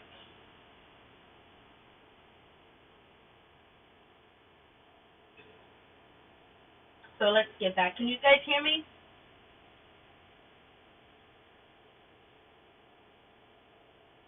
Can you guys hear me? So you can hear me now? Okay. I don't know what's going on. I don't know why this machine is acting up. I don't know why this, computer is acting up. It was the first time it buffered like that on me ever. So maybe I need to upgrade, baby. For real, I probably need some more RAM, some more. I need something else because, baby, That ain't never happened where it's just, buffer and buffer and buffer and buffer and buffer. Like, Lord, what you doing to me? What is going on in this situation? Okay, let me see if I can find it. There we go. Okay, so yeah, so what Mike Hill. So Mike Hill is basically, he's being edgy. Even though Mike Hill had an interview with Kenzie Burris, he was very edgy about the situation. And, he was asking her questions. He was trying to get to the tea. And he was like, he knows how to get to the tea because, he's been around the ladies of Real Housewives of Atlanta. So, it was like, okay. And it's just like, people are saying that Cynthia's boring. People saying Cynthia's not bringing it, things of that nature. And her peach might be on the line, too, as well. But I think that there's something that she can actually work out where she can still be on the show, but she has to let go and just basically, when somebody does something, she thinks something is not right, or she thinks it's rude, she needs to say something, because no one is going to jeopardize their peach, for her and not getting at her or saying something negative towards her. So, okay. This is Mike Hill speaking, and basically he's talking about the situation that, gets down with Rachel Nichols and, facing racism at, ESPN. He talks about Jamel Hill. He talks about, a lot of different things, and basically he calls them out, and this is what Cynthia needs to be doing, calling out situations. Let me see.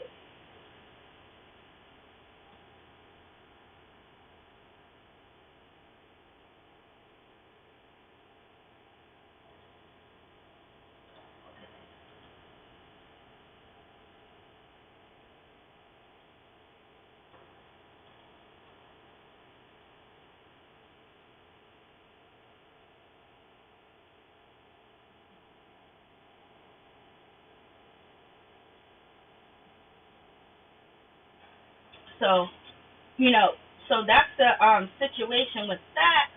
And let's see if we can get to it. For some reason, I won't click.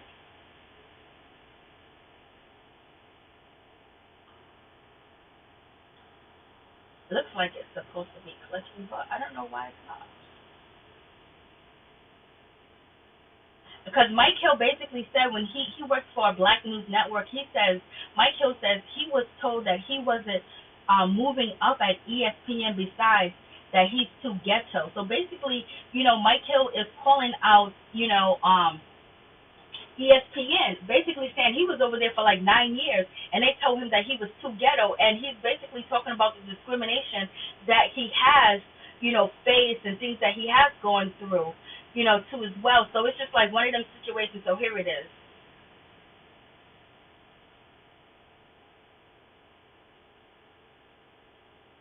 Different layers, like you mentioned. I did work there for 9 years, and it's sad that when I worked there was a certain culture that existed at ESPN. And look, I will give them credit for being a worldwide leader. I probably wouldn't be in the position I am today if it wasn't for those 4 letters being on my resume. So I'm going to give them the credit. But at the same time, I did realize, and I experienced a culture at ESPN that maybe exists in other places. But the sad thing about ESPN is it could be such a great utopia, but at times it isn't. And a lot of times the accountability factor is select accountability. There are times where I would do things, or I would say things, and I would get in trouble for it. And my colleagues who didn't look like me would say the same things, and they would be praised for it. There has not been one black person that has been on air that I can think of right now that has not gone through hell at ESPN. I'll just say it just straight up. Stuart Scott, Stephen A. Smith, Jamel Hill, Carrie Champion, Michael Smith, Mike Hill, anybody that's gone through there's been some sense that you have gone through some sort of hell at ESPN. I'll just put it down like that. And it needs to change. Now, ABC has done a great job. Disney has done a great job when it comes to ABC News of cleaning up their culture, getting rid of some of the things. There are certain things at ESPN that needs changing, and it starts at the top. People are going to look at me and say, you know what, Mike, you're just bitter. I'm not bitter. I got to pass that a long time ago. I left ESPN 8 years ago, and I moved on. I'm at Fox Sports 1. I'm now at the Black News Channel, enjoying myself. But the layers that I looked at, the entitlement, the privilege that came from Rachel Nichols and what she said, taking what's mine, when if you go back And I'll just break it all the way down. If you go all the way back to when she first started, people can look at her and say the same thing about her. Something was given to her, maybe given to her, that a lot of people felt like they deserved to have at that particular time. I know there was a situation where...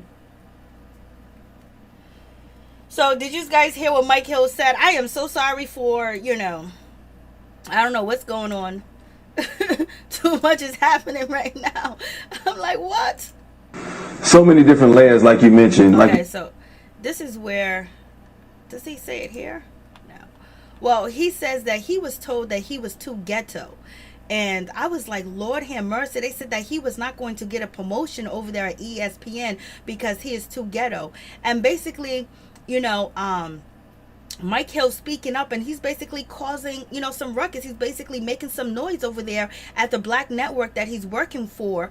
And, he's basically being outspoken, and he's just, being controversial too as well. Like, he's not taking it on the chin, and he's speaking up because of the situation when it comes to Marie Taylor, and what Rachel Nichols said about Marie Taylor, that, she only got there because of diversity, blasting the third, and she ain't taking my spot, this and that, and all that other situation. So he basically jumped out, and said, listen, I was over there at ESPN for 8 years, and this is how they treat me. He goes, he never got a raise, he never got promoted. They said to him that he was just too ghetto. I was like, damn, and he's so un-ghetto to me, but I guess, his blackness was ghetto over there. I don't know why they even feel that way. They even said that about Mike Hill. He is from California, and he's been, he has had a rough life if you read his book.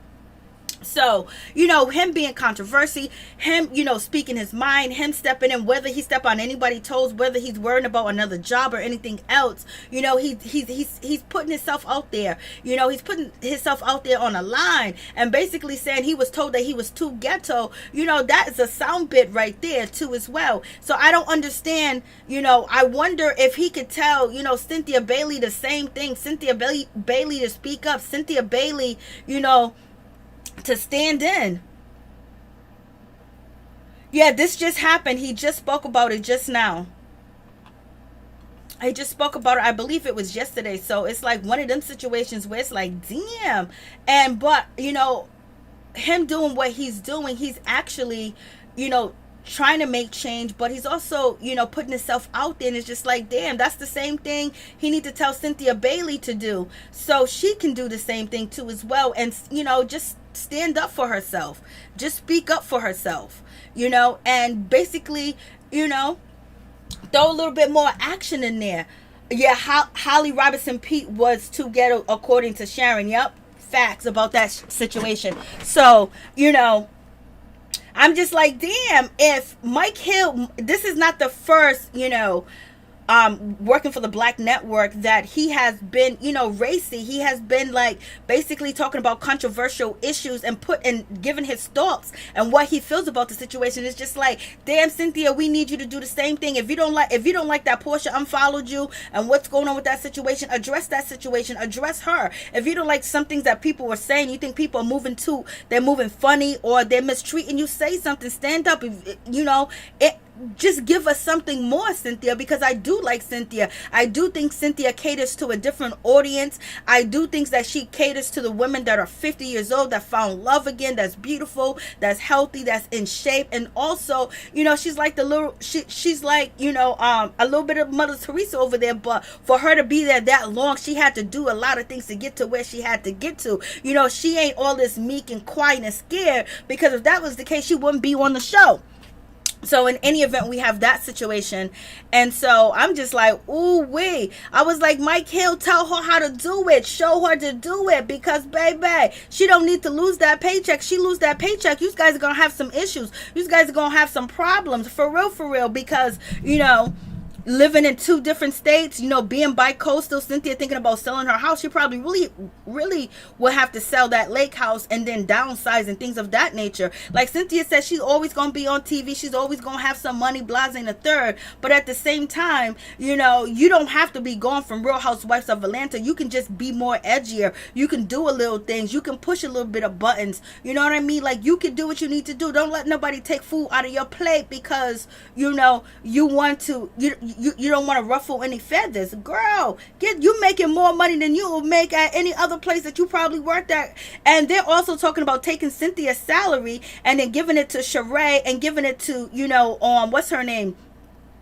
Marlo Hampton too as well. That's the rumor out there on the street when it comes to Love B. Scott. And it's just like, damn, they're gonna take your paycheck and split it up between them two when you could still be getting your paycheck. And they're saying that she came full circle. No, she hasn't come full circle. There's a whole lot of things that she could do. There's a whole lot of things that she can say. She could be the Karen of the group. She could be the wise one of the group, the oldest one of the group. Well, girlfriend, you're doing this wrong. And yes, you can say that I'm judgmental. You can say whatever you want to say, but in my many of years on this earth, this is how this is going to end up. This is what this looks like. There's a lot of things that she can do, that I think she still has something to add. And also, they get rid of Cynthia, the rest of the OGs are gonna go. You know what I mean? Cynthia's the oldest G. And when the beginning of Real Housewives season 13 started, they was at Porsha's house when Porsha was being celebrated as being Porsha Martin Luther King Jr.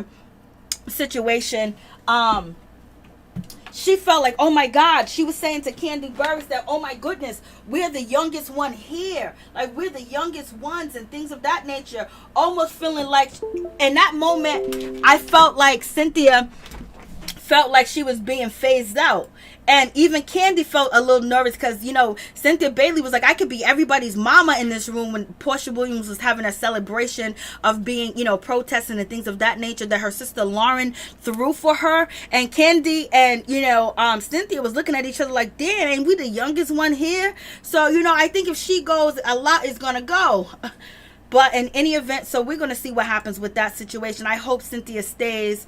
I know she is, boring, but I think that she can, if they say, like, listen, Cynthia, we need you to get in the mix. We need you to be a part of the mix. We need you to give us some oomph. We need you to be edgy. We need you to speak your mind. We need you to say what you need to say to keep your paycheck. Cynthia, please do it. You ain't never been scared. Why are you being scared now?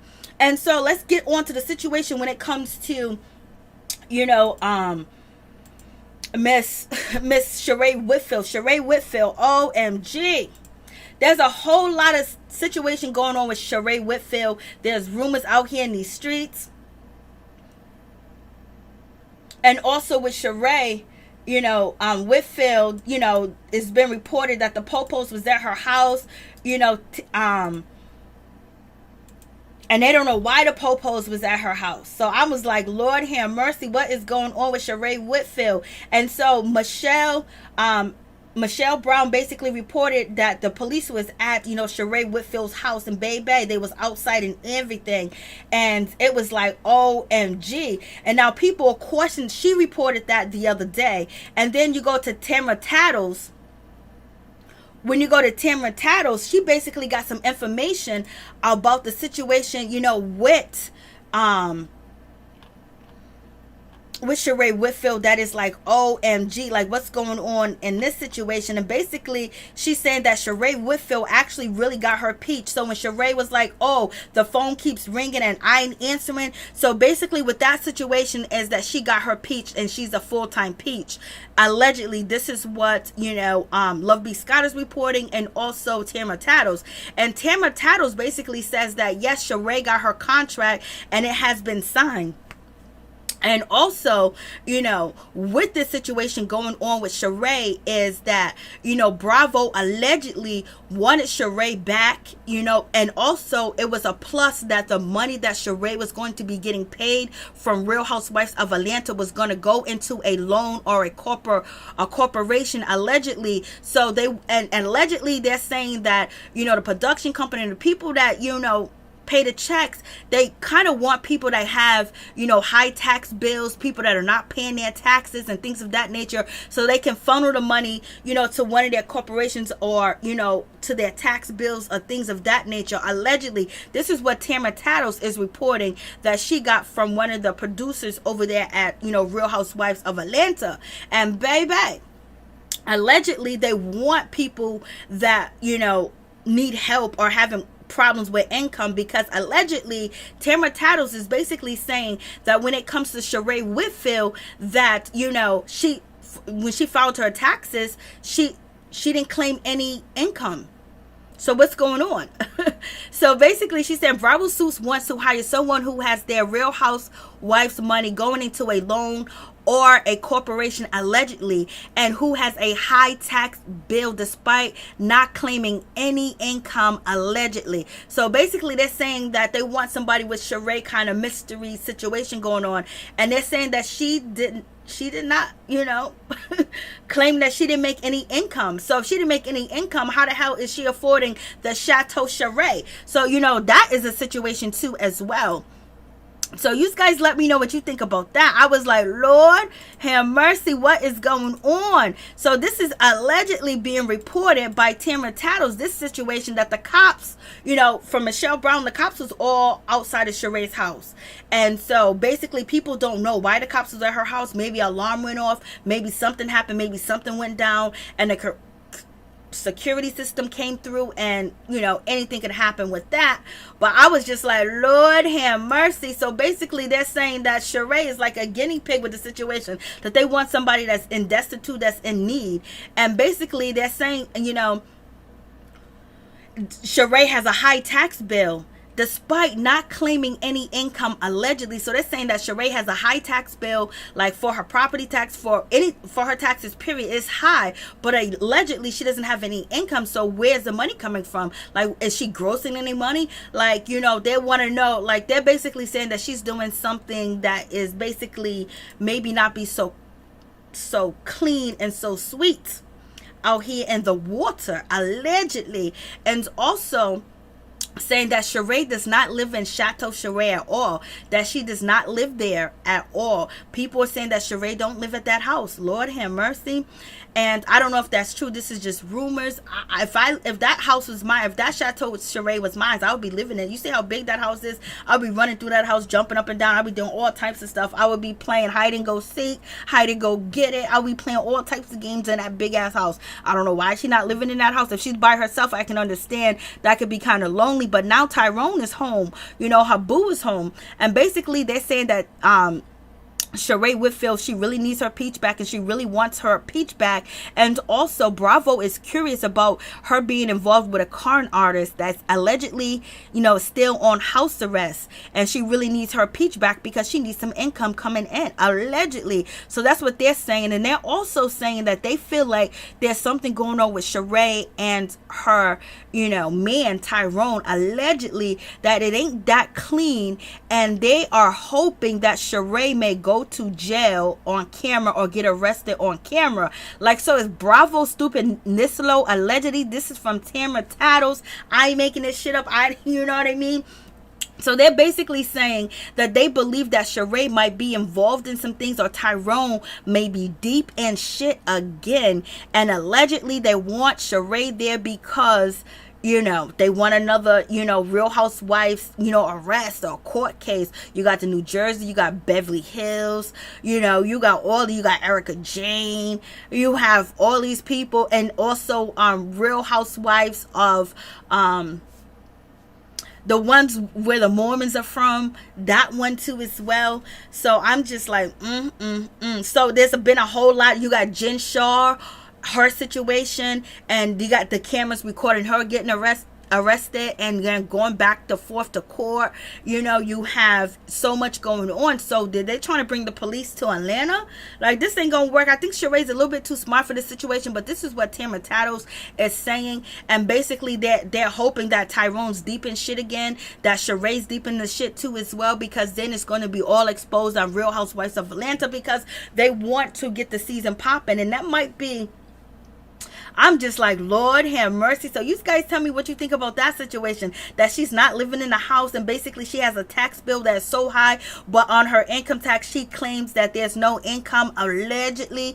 And allegedly she ain't living in the Chateau Sheree. Allegedly, Tyrone might be deep in shit again, and also Sheree Whitfield might be deep in the shit with him too. I don't think she would risk herself, but you never know. So you guys let me know what you think about that situation. I was just like, Lord have mercy, what is really going on?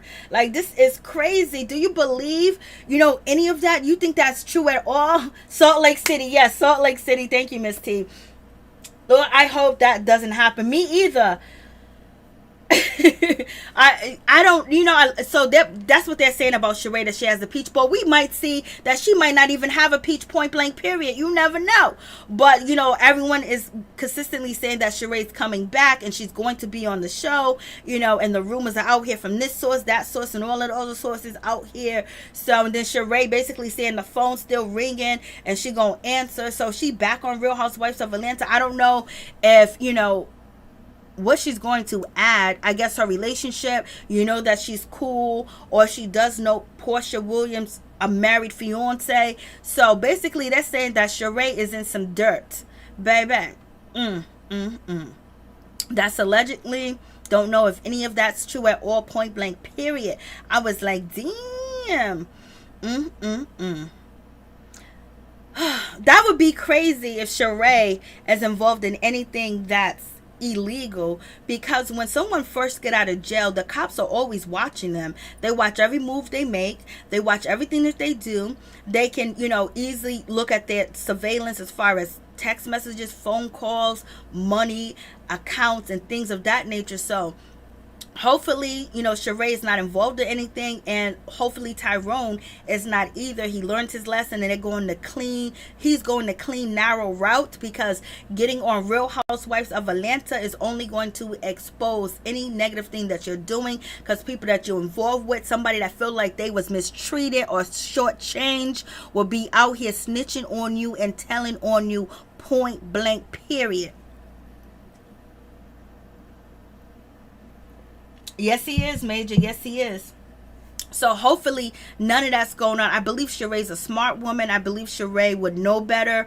I just hope that none of it's true, because I don't want anybody to go to jail. I don't want anybody to face any charges or any crimes or anything like that. We got enough people that are locked up. We got enough innocent people that are locked up too as well. And this is not what we want to see. You know what I mean? We want to see somebody get out of jail and change their life around and do better, as we're seeing with Apollo Najia. He's doing better. He's turning his life around. So that's what you want to see. And also, I think people want to see Sheree Whitfield's relationship. I guess, I don't know. He's on house arrest. So how far can he go? I don't know. So I don't know what she's going to bring. Maybe being a bone carrier, I don't know what she's really going to bring. But if they want to bring her back, I'm not going to say no, don't bring her back. You know what I mean? I'm not going to say some shit like that, because I'm not going to hate on no black person trying to get some money at the same damn time and trying to stay relevant. And maybe she might do it different this time. Maybe she might come back and be, magnificent. Maybe she might turn up. Maybe she might do, things that we want to see done. Maybe she might ask the right questions. Maybe she might give something. I don't know if she is, but baby, I just hope that she ain't gonna leave walking off in handcuffs. That's just not what I want. Point blank, period.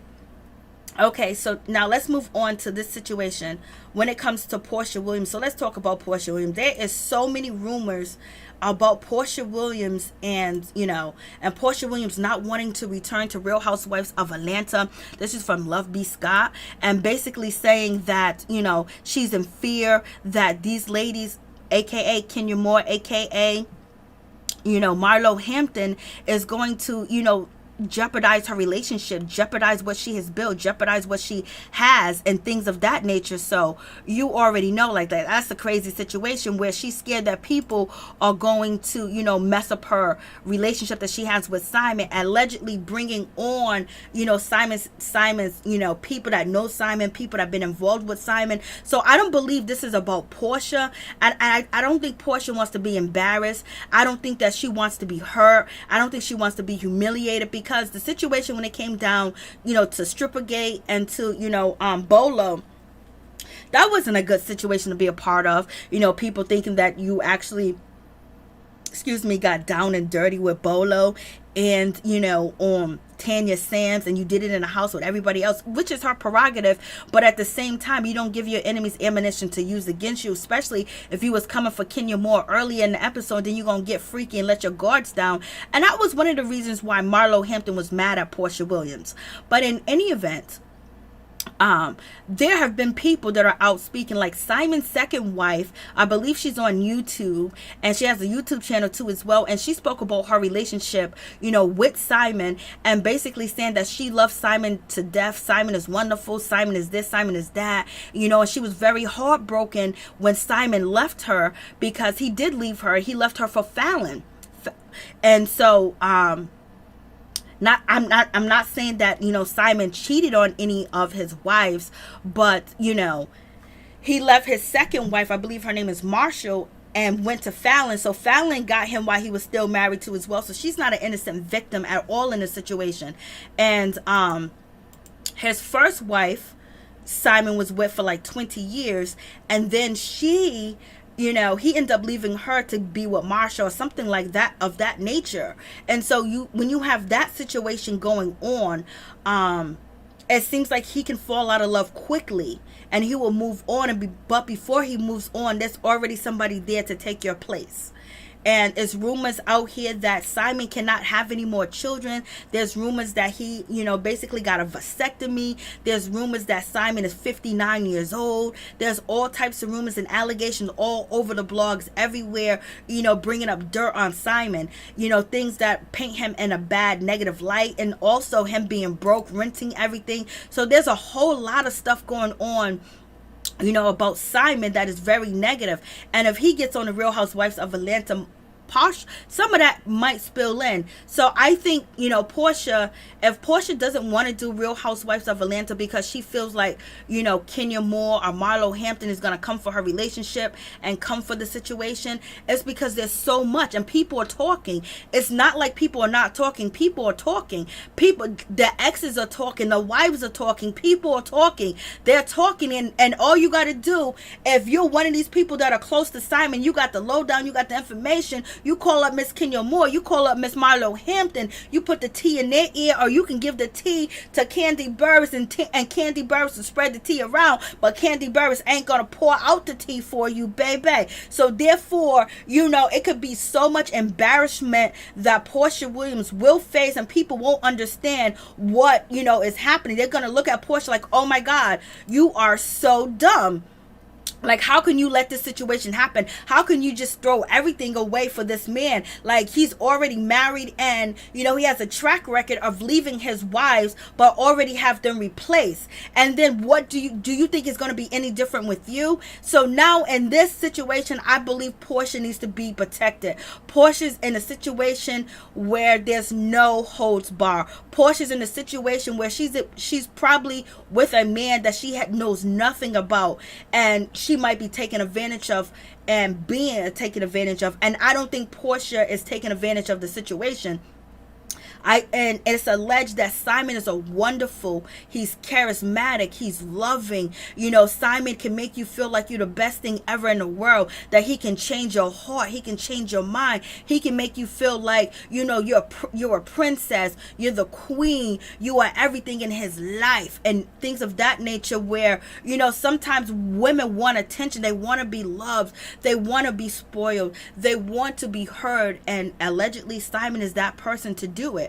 And he has the skill set to make you fall in love and give you what you want. He know what you're missing. He know that you're broken. This is allegedly. So if any of that information is true, Porsha might be really on a downward slope. And this might be something that will be very hard for her to recover from, because the Dennis situation was a hard situation, not public humiliation, not public embarrassment. And I don't think Porsha wants to face that again. And she might hold on to everything with Simon because she doesn't want the public embarrassment. She don't want the public, ridicule of another relationship going haywire and saying, why did you jump into this situation with a man that's already still married? So it's not like people are going to be sympathize with Porsha Williams on the situation, because they feel like, oh my God, look what she did to Fallon. Fallon's no innocent person either. Fallon's not innocent. She's doing the same thing that Porsha did. So allegedly, Simon didn't cheat on Fallon. He left Fallon. He filed for divorce. And then who was his replacement? Porsha Williams. Porsha Williams was his replacement. Her replacement. And then when it goes back to Fallon, when Simon's second wife, second wife, she was replaced once he ended that marriage. She was replaced with Fallon. So Fallon is no innocent victim. And people trying to make her out like she's innocent. Like, she knew that he was married when she came in contact with him. Because she said she knew him for 7 years. So she knew him too as well. And she was smitten and she was in love. And she said that she was broken. You know, he just took her life apart and all this other stuff as well. But she's seen him do it to the second wife. The only person that's really the victim, not even a victim, but someone that's really, you know, wasn't with Simon while he was married, is his first wife, which he was married to for 20 years. And so he was married to her for 20 years, and then he ended up leaving her, and she's been heartbroken ever since. So it's not like these women are leaving Simon. Simon are leaving these women. And you know how, you know, when it came to Fallon, Fallon was like, I wanted to do everything. You know, I took care of his kids. I planned birthday parties, activities. You know, I just wanted to do everything. I went to, you know, counseling. You know, I'm a gangster meditationist, a gangster, a spiritual gangster, meditation gangster, everything to try to be better and prove herself to Simon, and it still wasn't good enough. It still wasn't good enough. Still wasn't good enough, and he left her anyway, but she's still not an innocent victim either, you know, but she's playing that innocent role, not knowing that he was married before, you know. And she was the replacement before the ink was dry on the divorce papers. So, is Porsha being conned? Is Porsha stupid? Is Porsha dumb? Is Porsha being conned?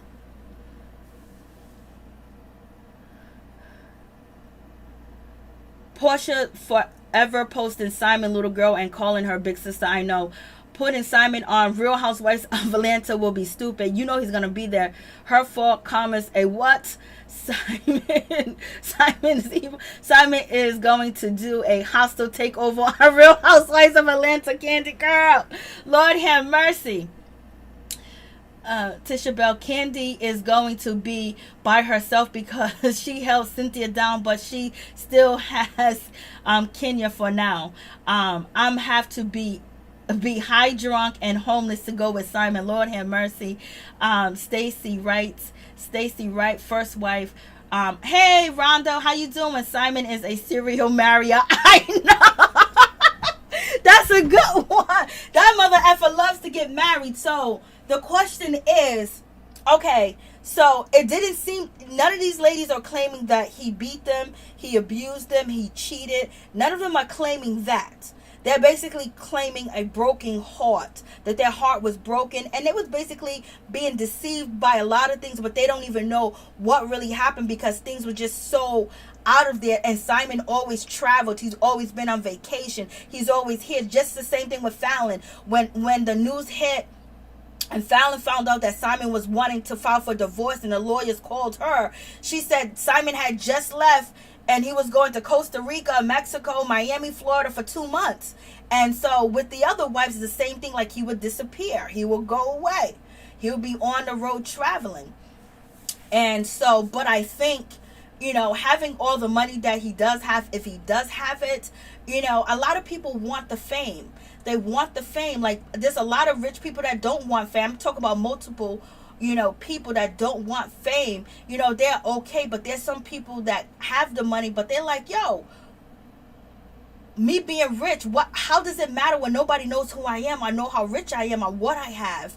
And so I think Simon is at that level because he put himself as a public figure, and maybe he's thinking that he wants to do things differently with Porsha, basically filming with her and things of that nature. And he's really proud of Porsha. He's everywhere with Porsha. We ain't seen none of his wife posted anywhere.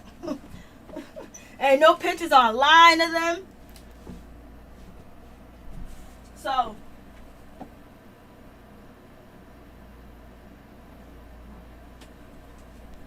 So there's a lot going on in that situation. And I feel for Porsha. But at the same time, Porsha, I know Porsha was very, when it came to Cordell Stewart, she wasn't that bright, she wasn't that smart with the situation, but she was very submissive. And so going back to Simon's wives, they were very meek, very quiet, not lavish.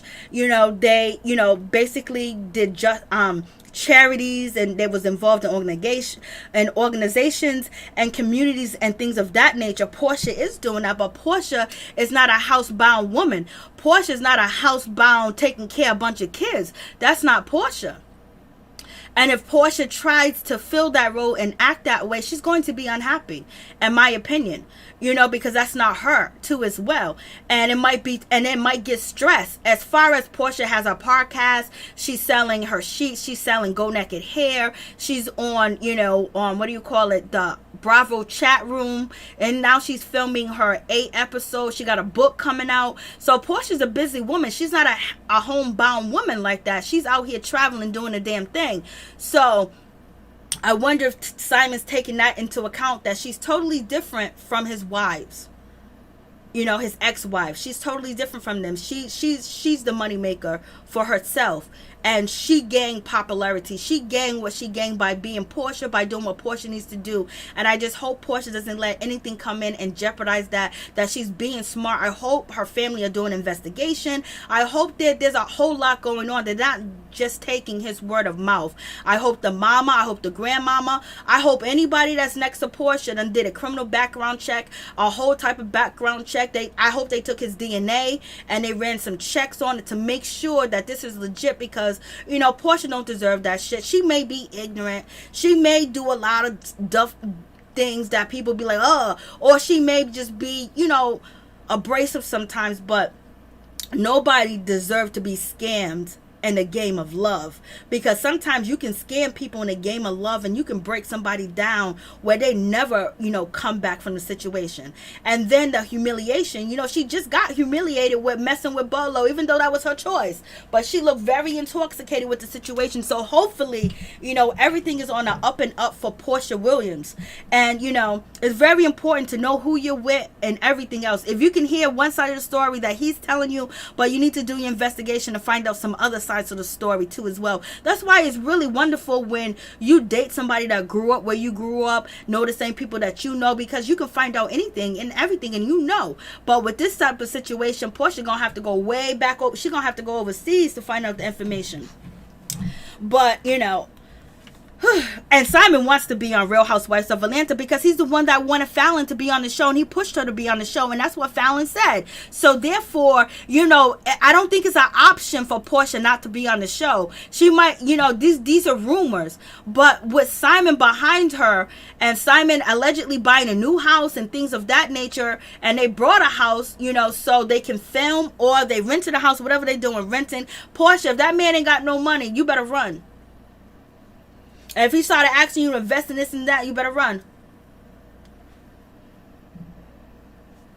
So hopefully, there's some information that she can get out on him, before she says I do to him. It's like, damn, it almost seems like Porsha needs to be rescued. For real. It seems like Porsha needs to be rescued. And her mama just sitting there, her sister's just sitting there. Is anybody telling her that she needs to, take a break? You're filming with this guy. You're bringing him into your world. He got you allegedly he got you in a rented jet. He got you in a rented car. He got you in a rented house. He got you rented here, whatever. Okay, that's one thing. Maybe he don't want people to know his location. Maybe this, maybe that. People said that he hasn't paid his taxes. But you don't have to pay taxes on a corporation to still have a corporation. Ask all the billionaires that are out here in these streets of America and across the country. So that's what's, but there's so many things that are adding up that might not be right. So maybe we might see on this 8-part episode that Porsha is going to be doing, that there's some questions answered about Simon. There's also been alleged that he did time, that he was locked up at one point in time. They're saying that, you know, he has double identities, all types of situations. Some of this shit could be real, some of it could not be real, or it could be somebody that hates Simon or somebody that don't like Simon, basically out here with all this tea on him. But in any event, that tea could be brought to Real Housewives of Atlanta, and I think that is what is scaring Porsha the most, is all this stuff and people coming out the woodwork, you know, because it's Porsha. And why is it are they trying to warn Porsha? It doesn't seem like they're trying to warn Porsha. It just, you know, it just seems like they want to bring him down because he's with Porsha. You know, so is it an ex-wife dropping all this information? Is it a former scorned lover? Who is it that's dropping all this information on, you know, Simon? There was no information dropped on him when he was with his other wives because no one cared. It's because that he's with Porsha Williams, everybody's coming out the woodworks and they care about the situation, and basically they're putting his name in the dirt. They're putting his name in the mud, baby. But in any event, Porsha needs to make sure she, you know, protects herself. And so these people that are talking, it's more than one person talking. It's about 4 or 5 people out here talking, you know, on the blogs. And so therefore, if they're out here talking, if you start filming, they are going to get in contact with somebody from the show. They're going to call up Miss Kenya Moore. Shit, I would. And Kenya Moore would sit down and have tea and have dinner with them and everything. You know what I mean? Especially, you know, and she would have her reasons for doing it. It would be just to show, like, this is what can happen to you. You know, because, you know, she's in a bad marriage as it is, where, you know, she hasn't got divorced yet, but they're co-parenting too as well. And she does have a beef with Porsha calling her a liar, Porsha lying on her, Porsha doing things to her that Kenya Moore feel that Porsha did. And so, you know, people will reach out to you to tell you this information. And Marlo Hampton, you already know Marlo Hampton will have you up there telling everything. Marlo would be questioning you like she is the police, like she was questioning Porsha whether she did it with Bolo or no.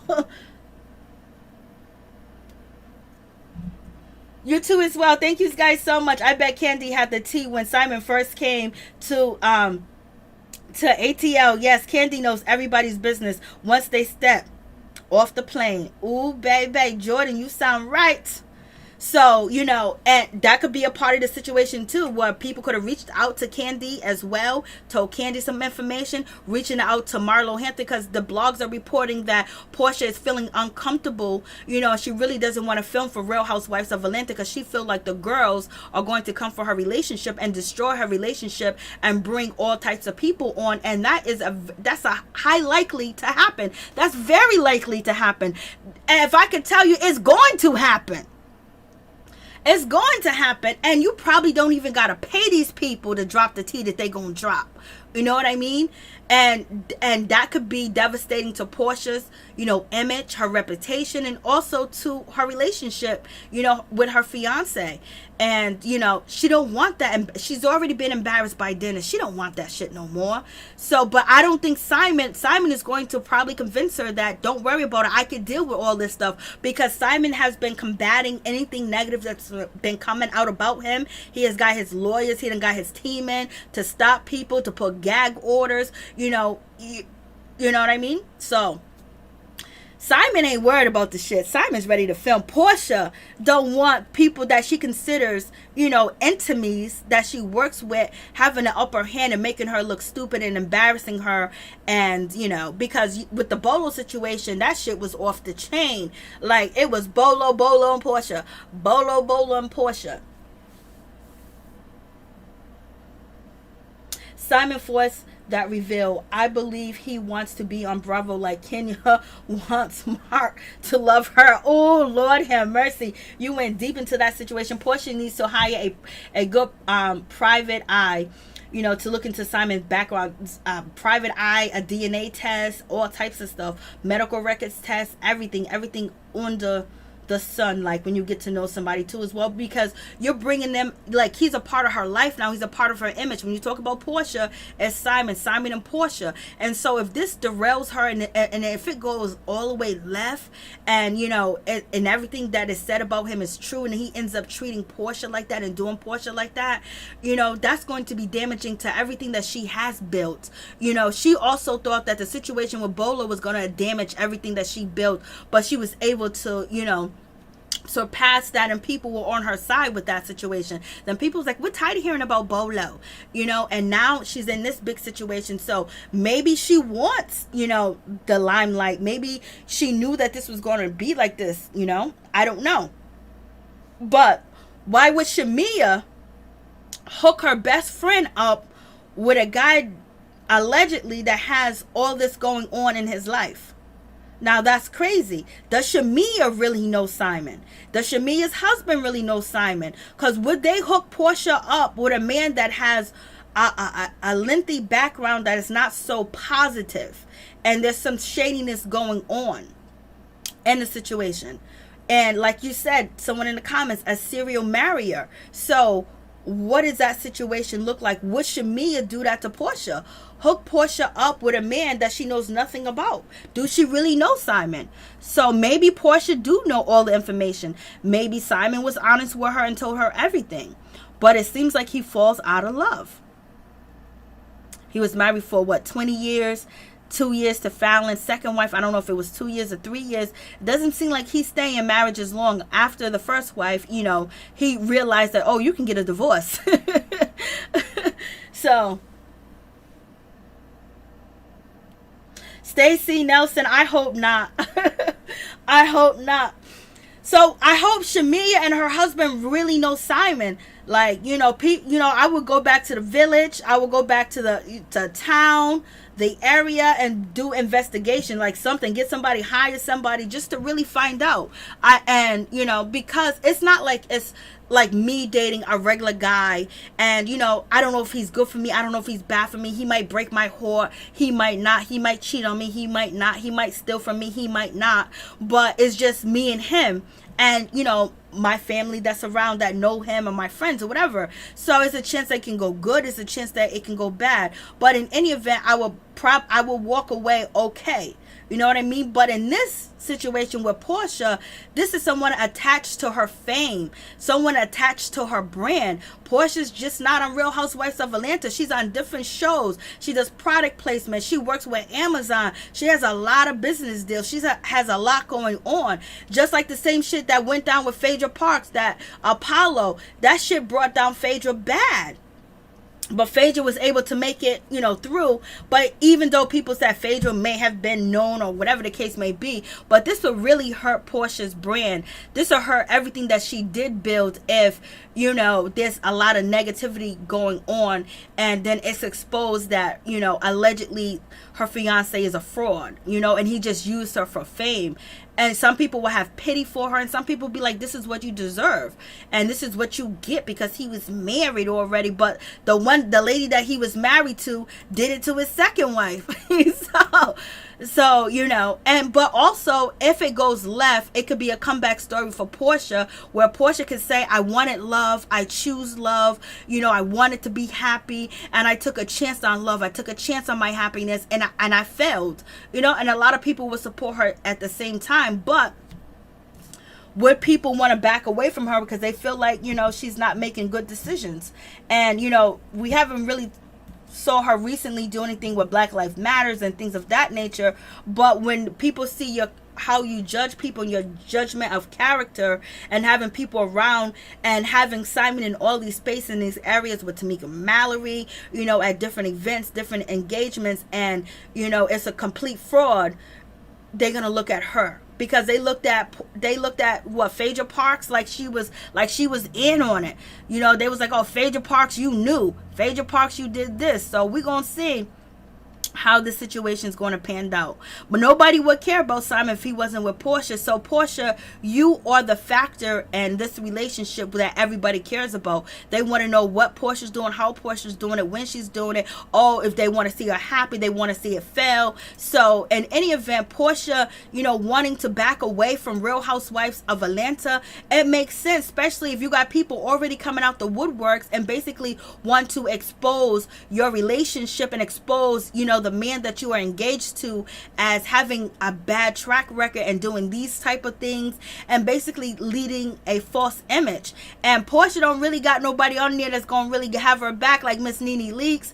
And I don't know why you know, maybe if this season 14 is bad, maybe they will bring Nene back. And then, you know, Drew Sidora, it's allegedly that she still got her peach. Then it's allegedly that she's been cut down to a friend. Then it's allegedly that she's not on the show no more. I believe Drew Sidora is going to be on the show. I believe she's going to still keep her peach. She may have been disappointing at the end, but she still has something to offer. And she's not scared. She's filming with Porsha now, her 8 special. So we'll see. So you guys let me know what you think about the situation. Sheree is cheap talent. All she will bring is bones. Lord have mercy. So another house. So, you know.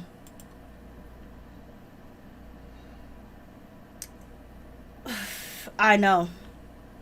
This woman is almost 40. Porsha's always doing some 22-year-old stuff.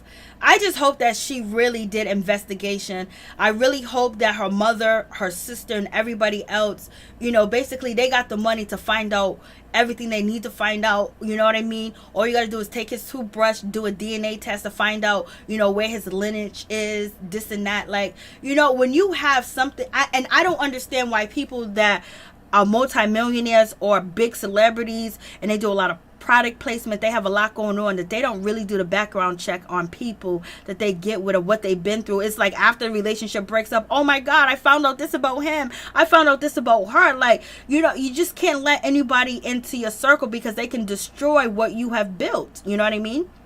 And even if you're a regular degler, you still don't let nobody come in and destroy what you have built. You know what I mean? You have to be cautious. Men and female have to be cautious of who they're with. They have to pay attention how they talk, how they speak, how they treat others, how their past history is too as well. Because sometimes if people don't learn from their past, they usually are going to repeat history. So how is Simon different from where he was with his 3 wives? Is he a totally different man? Did he totally go to counseling? Did he totally get help? You know, what has changed so he won't be the same Simon with Porsha? You know what I mean?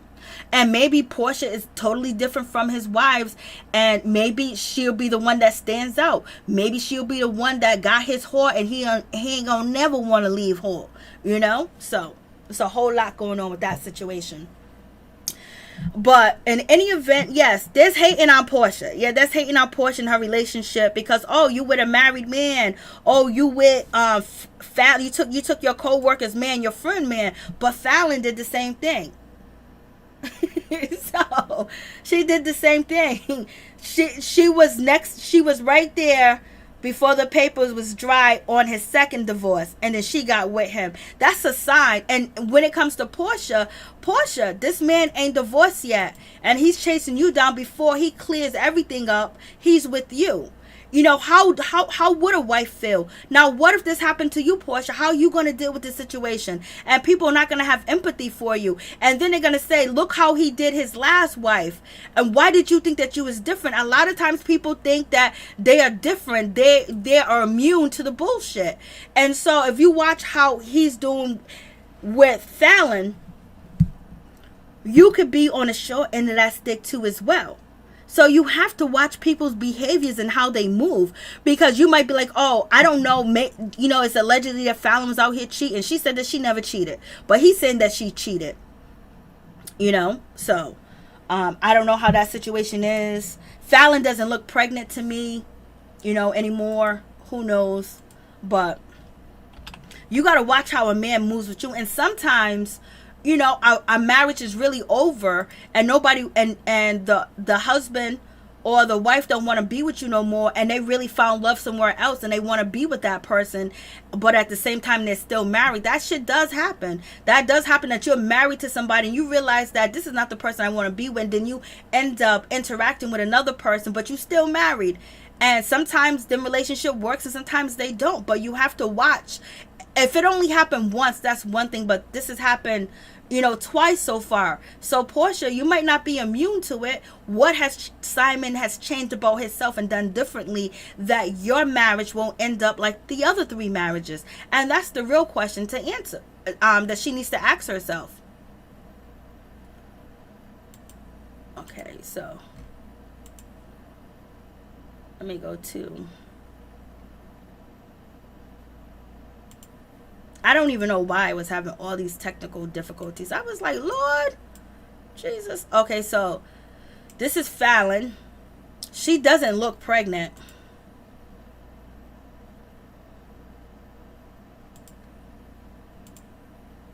I don't even know why I won't.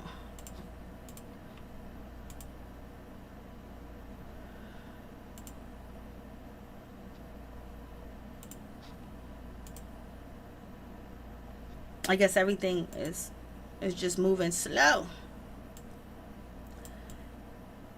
Does she look pregnant to you? Let's see.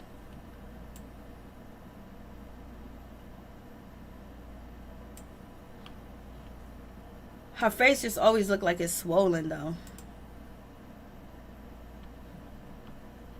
Does she look pregnant? Y'all tell me if she looks pregnant.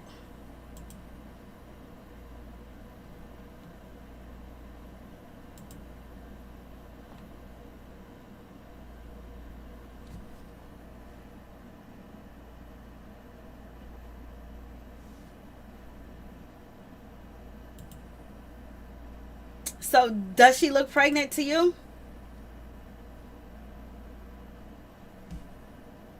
She don't look pregnant to me.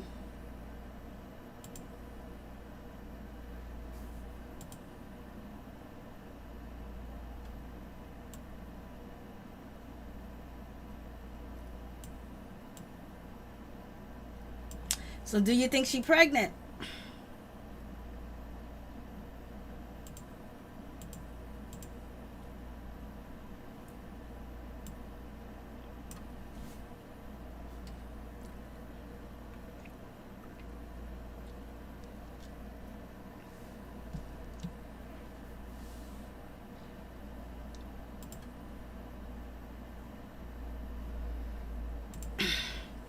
So do you think she looked pregnant? Y'all think she looks pregnant?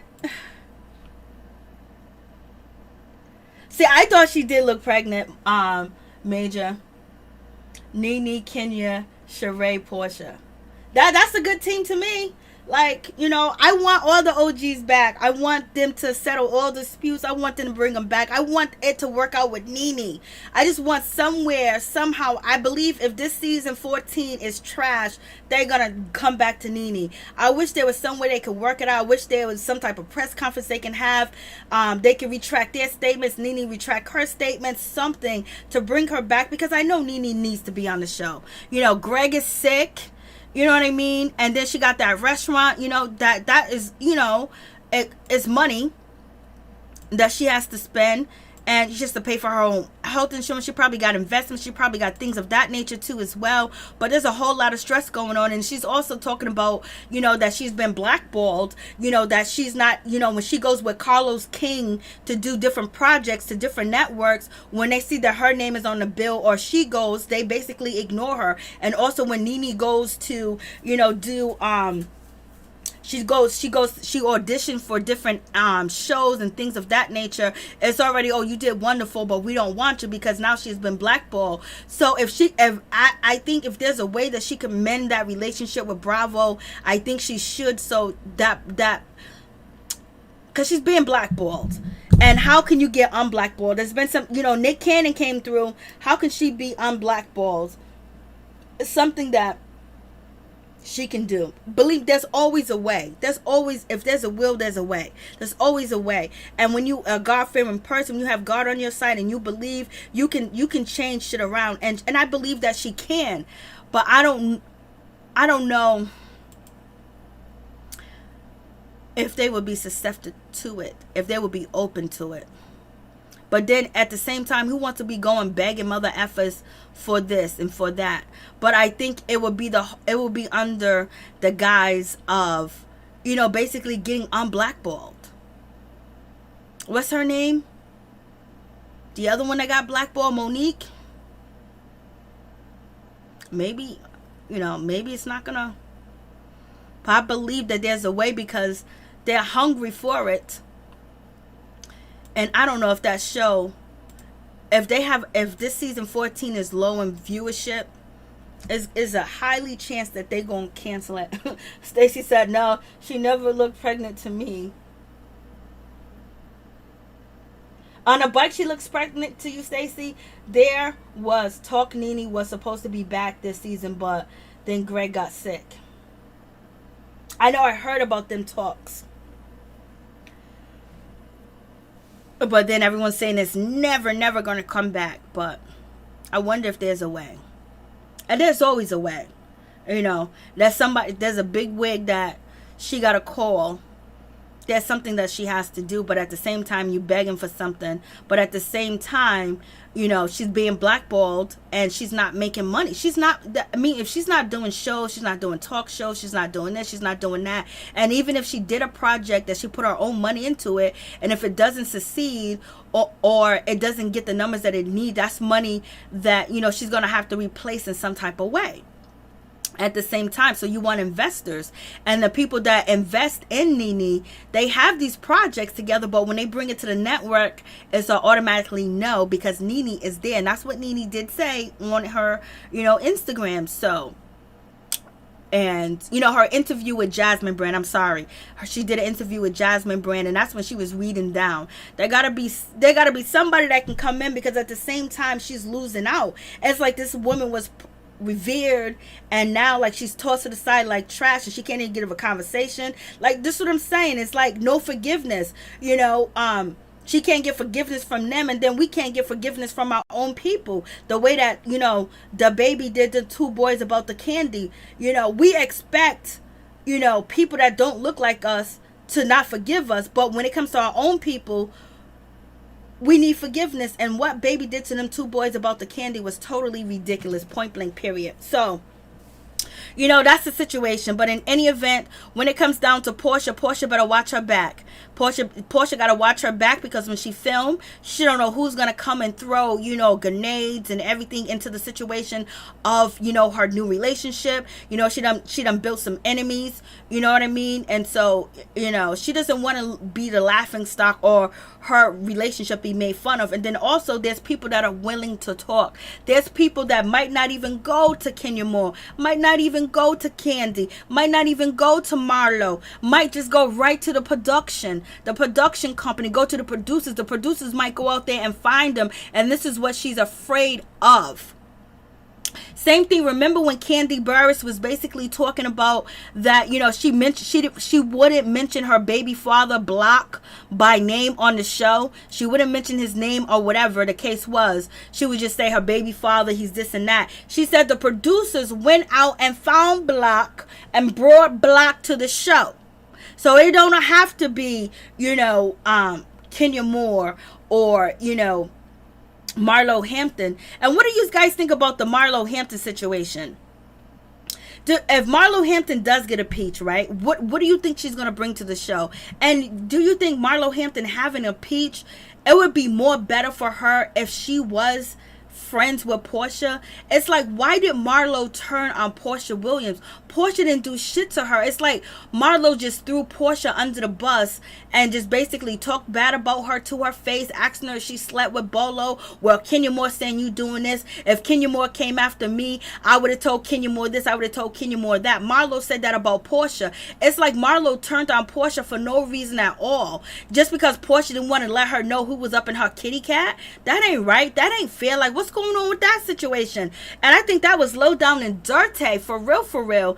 And also, Marlo Hampton said that she made amends with Kenya Moore because she said it's just so hard to beef with Kenya Moore. You know, she didn't want to beef with her anymore. It's so frustrating to have issues with her. It's so frustrating to go back and back. We're always having this catty relationship and fighting and all this other stuff, right? So she says that about Kenya Moore, but yet she ends up, you know, shitting on Porsha and starting beef with Porsha. I thought you didn't want no more beef. I thought you just wanted to get along. I thought you basically said that, you know, it's a pandemic out here in these streets. There's so much going on. So much is happening that, you know, we want to live. We want love and all this other stuff. And you just shitted all over Porsha for no reason. Just because she didn't want to confirm whether she had sex with Bolo or not. And even if you felt like Porsha made a big mistake by doing it with Bolo, Tanya, allegedly, and you know, why would she do that in front of her enemies? She made a mistake, but you gonna dog her out, then you gonna call her all types of names and change on her,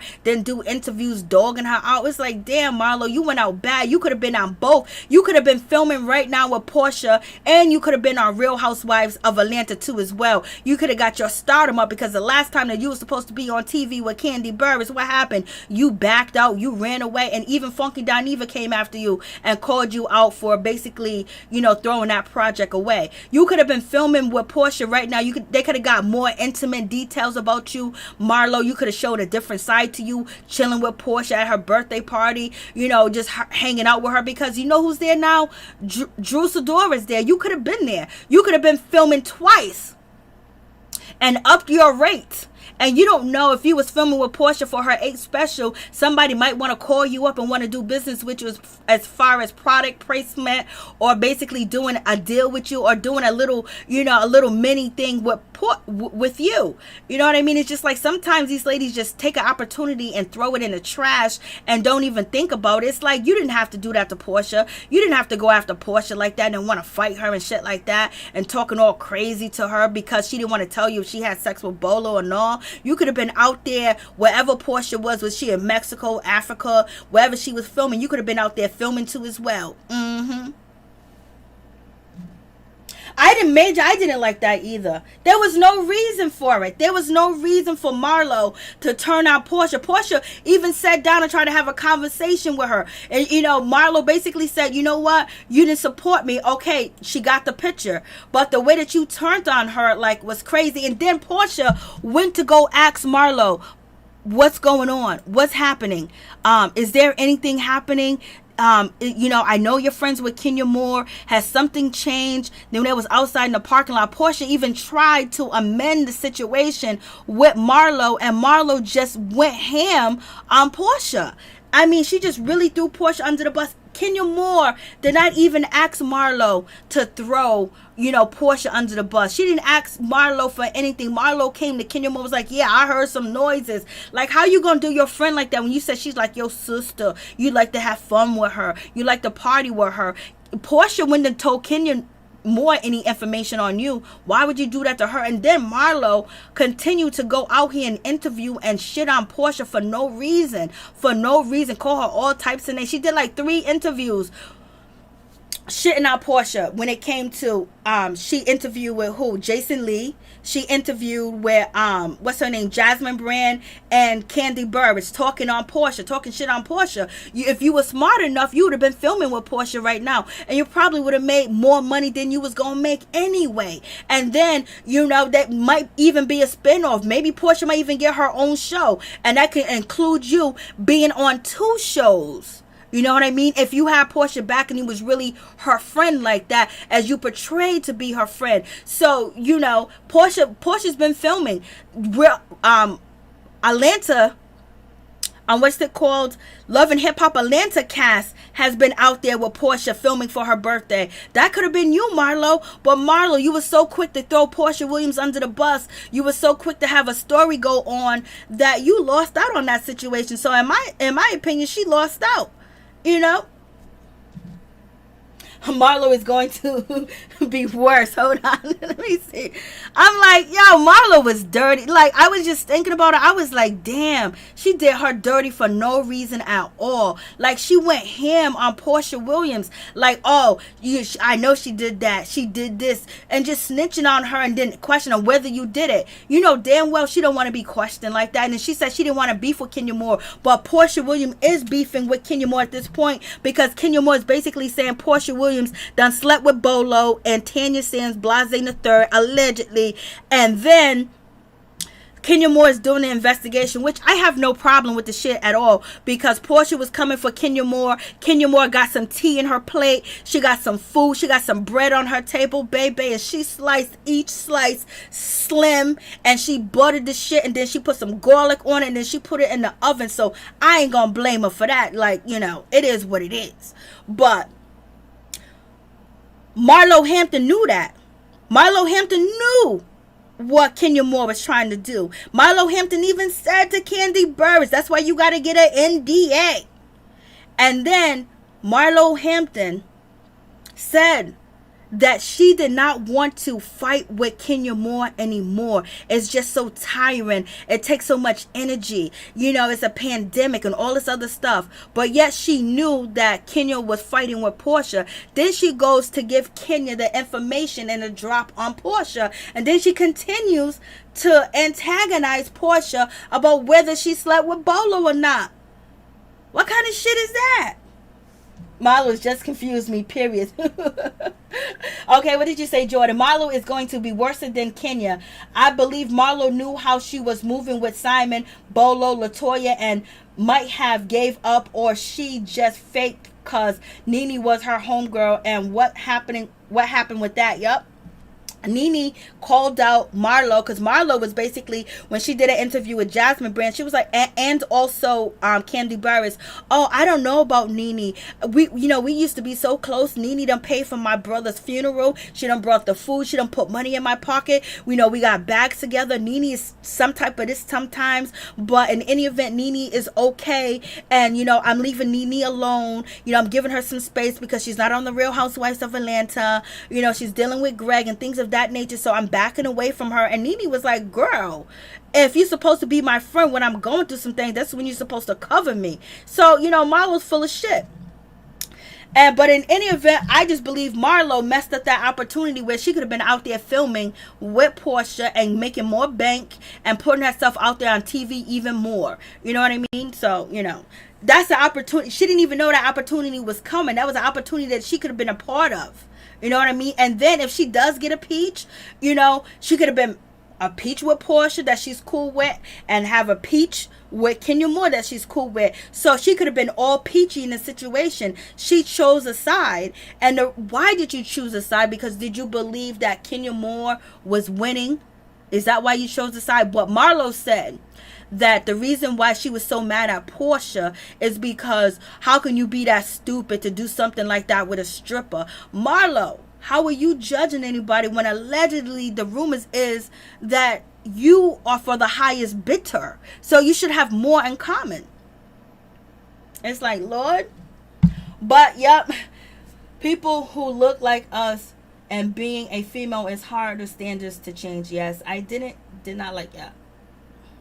Yeah, a real friend has your back no matter what. My homegirl on some BS now. I am not throwing my girl to nobody, right? Like you just fall back from the situation.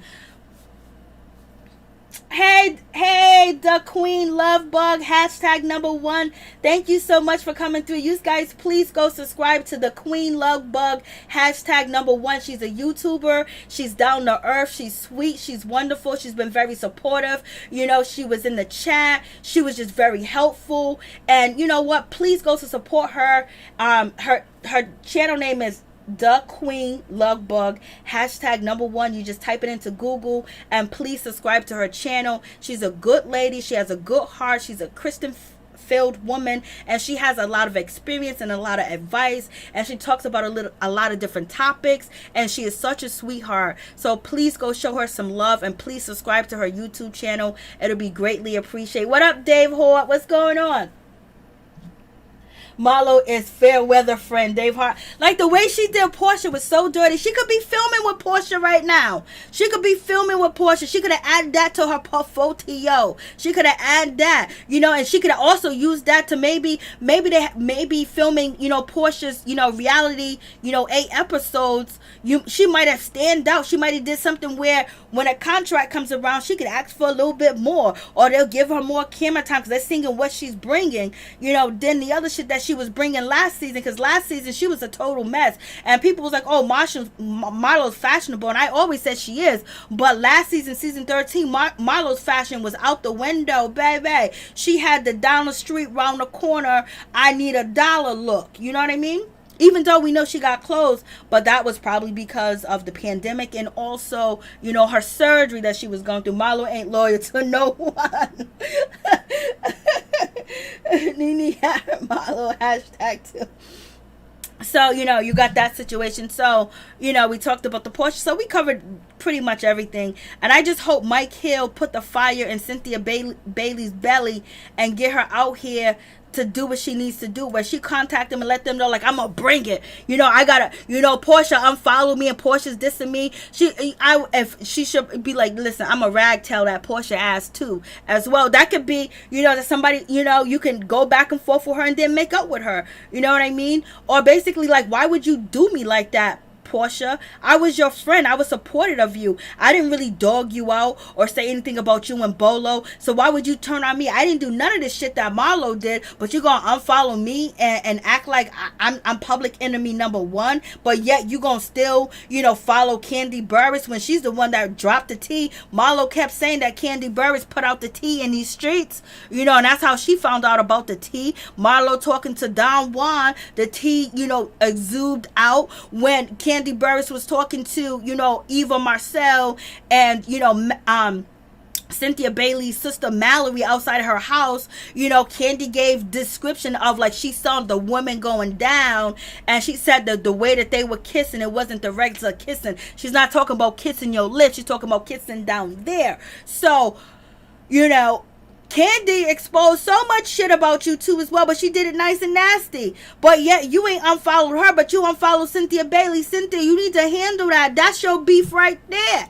Don't be scared. She gonna be a good girl because Simon's gonna be on the show. You know how when Ken comes around, you know, Kenya Moore switches up, you know, she don't get at you, she don't read you down to the ground because Ken's there. That's how Porsha gonna be with Simon. She ain't gonna go in and go ham because her fiance might be in the room.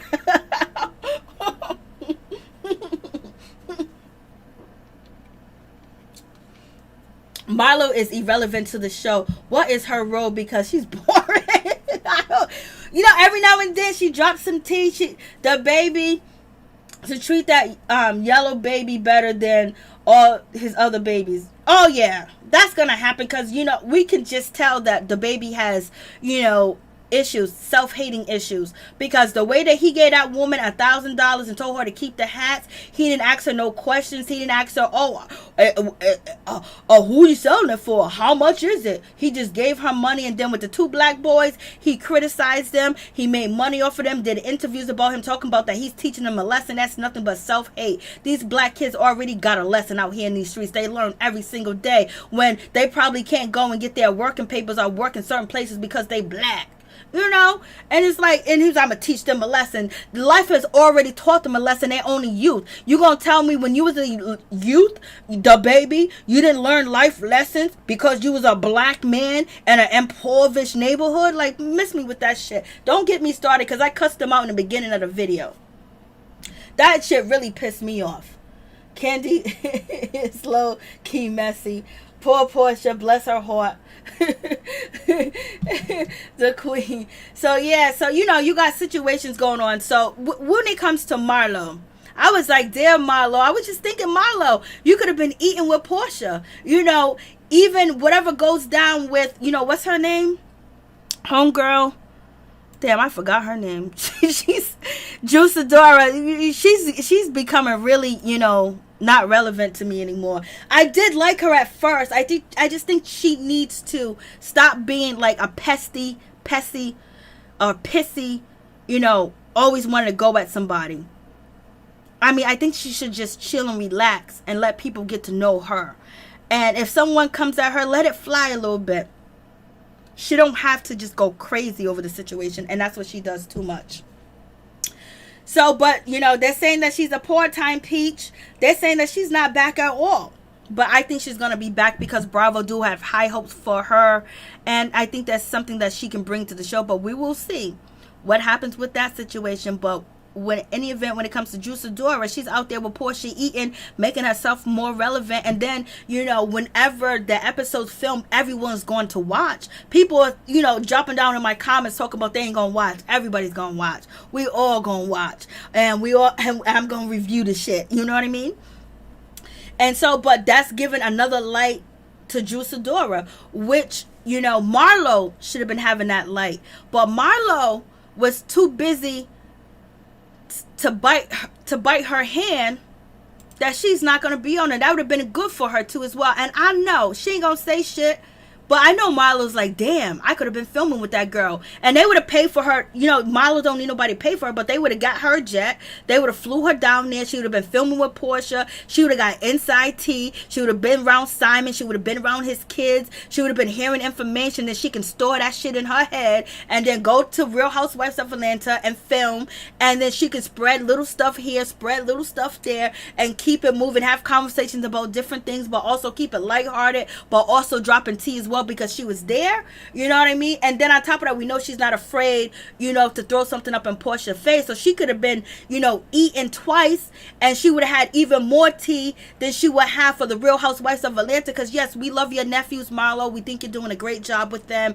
And we don't really want to see you dating because we know what type of men you like to date. You ain't trying to date no regular degler. You're trying to date somebody that is, you know, a billionaire. And we all should probably be trying to date a billionaire, but Marlo has dated a billionaire and she likes them almost dead, a foot in the grave. You know, a lot of women, I heard that old saying when I was growing up, you know, if you're gonna date an old man, date one with a foot in the grave.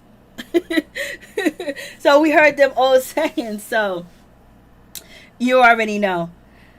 So we gonna see. Like, who she gonna date? She gonna date somebody working at the barber shop, or she gonna date an attorney? Like, you know, who's she gonna date? Who is she gonna get to film with her? We're not gonna believe it. We're not gonna believe the relationship unless he's a elderly Caucasian. If he ain't elderly and Caucasian, we ain't gonna believe your relationship, Marlo. Marlo wants to be close to Candy and Kenya. Yep. And that's what she was trying to do. But she could have played it better than that. She could be close to Candy and Kenya and friends with Porsha. But I think Cynthia setting up the meeting for Marlo to talk to talk to Kenya Moore and basically, you know, say, and Marlo goes to talk to Kenya, and the first thing she says, "You ain't lying, girl." She wasn't genuine. She wasn't a genuine friend to Kenya for doing that. Because the only thing that she did was to get into her good graces. And what does that say about you as a person? You'll throw another friend under the bus so you can get in good graces with another friend? Baby, you ain't nobody friend. And, you know, Kenya Moore knows that. She's watching you like a hawk. Or she ain't even worried about you because she's going to just wash up the dirt with you again and make you feel small and tiny again.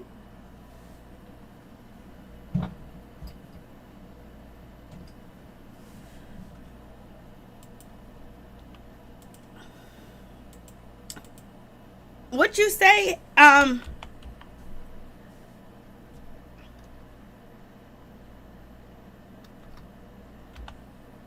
Kenya Moore is pregnant? Is that what you saying? Kenya Moore is pregnant?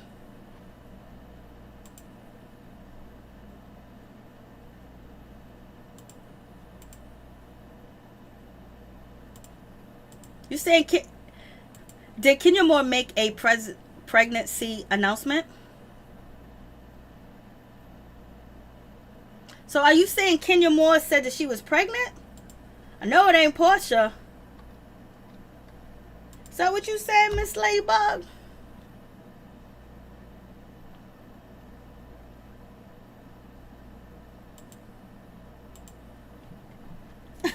Where you at? Why are you laughing? Marlon wants to be close to Candy. Where you at, the ladybug? A pregnancy announcement was made by Kenya. Are you joking? Who's the father? Her husband's the father. Yes.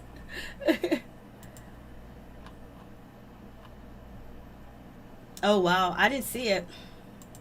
Are you serious? Kenya Moore pregnant? That means like she was dipping in the situation. She was getting it in.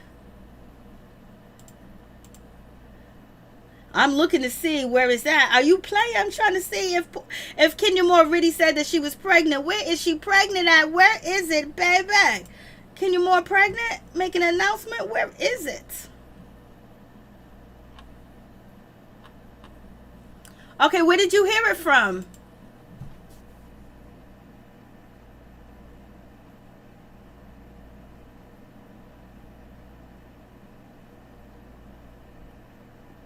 Oh, interesting. I don't see anything on it right now.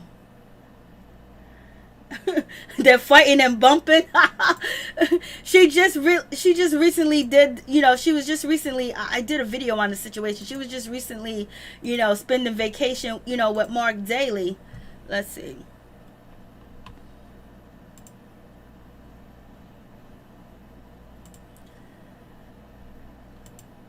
I talked about this already last week. Juice, because they're born with all of this collagen, but as you on the bottle, so it's a clinical strength CLA. So yes, it has that they get from like dead carcasses, which is kind of gross. So let me tell you something. Just check it out. Smart Ship, where you get it every month. So it you know what I'm saying. They have this other flavor I'm taking right now, and I'm testing. So okay, I'm gonna take a couple of questions from you guys, but I'm so excited about this, and I want you to be excited again too. So I'm going to give you $10 off your first order. And I think you'll get a little bit more if you do the Smart Ship. So it's only going to last you 1 month. I mean, this is a big supply, a big container. But when I tell you it's so good, like sometimes I just want to take it twice a day because it's just so good. And it curbs my appetite. Like sometimes if I take it in the morning, I just don't have a huge appetite. Like I don't believe that you should starve yourself. I don't believe so. I'm just like, you hear me like sucking on this chocolate, like it's so good. I'm like, it's so good. I just can't wait for you to taste it. So the chocolate or the peach, they do have peach, and I just go and search it and find it and get the $10 off. You can only use my code to do that. Okay, so someone's asking, where's Brooklyn? Brooklyn is on the beach, actually. Brooklyn is on the beach with her dad. So yeah, Mark is here. I know that's a bombshell, but it's not what you think. We're just having a family Father's Day vacation. We are co-parenting, and everything is, is working out pretty well so far. So yeah, it's his Father's Day present from Brooklyn, and I think it's working out pretty good so far. So please continue to keep us in your prayers, because Brooklyn is the happiest girl in the world, and I think that we can only achieve that by having a good relationship with Mark. So, okay. So again, I have another comment about nipples. It's not nipples. I have a nipple cover. Watch the whole video. That's why I put the nipple covers on, so I would not have any more nip slips. Okay, no more. Someone says I look fabulous. Thank you. Thank you so much. Is Brooklyn going to be on the show again? We miss her. Absolutely. So Brooklyn is on every show that I'm doing in the future. She's going to be on the Housewives All-Star cast. You'll see a lot of her on that. And she kind of like steals the show. So she's fabulous. She steals the show. Someone is saying, is my hair care coming to Walmart? That's a good question. Kenya Moore hair care. Bump, bump, bump, bump, bump. Yes.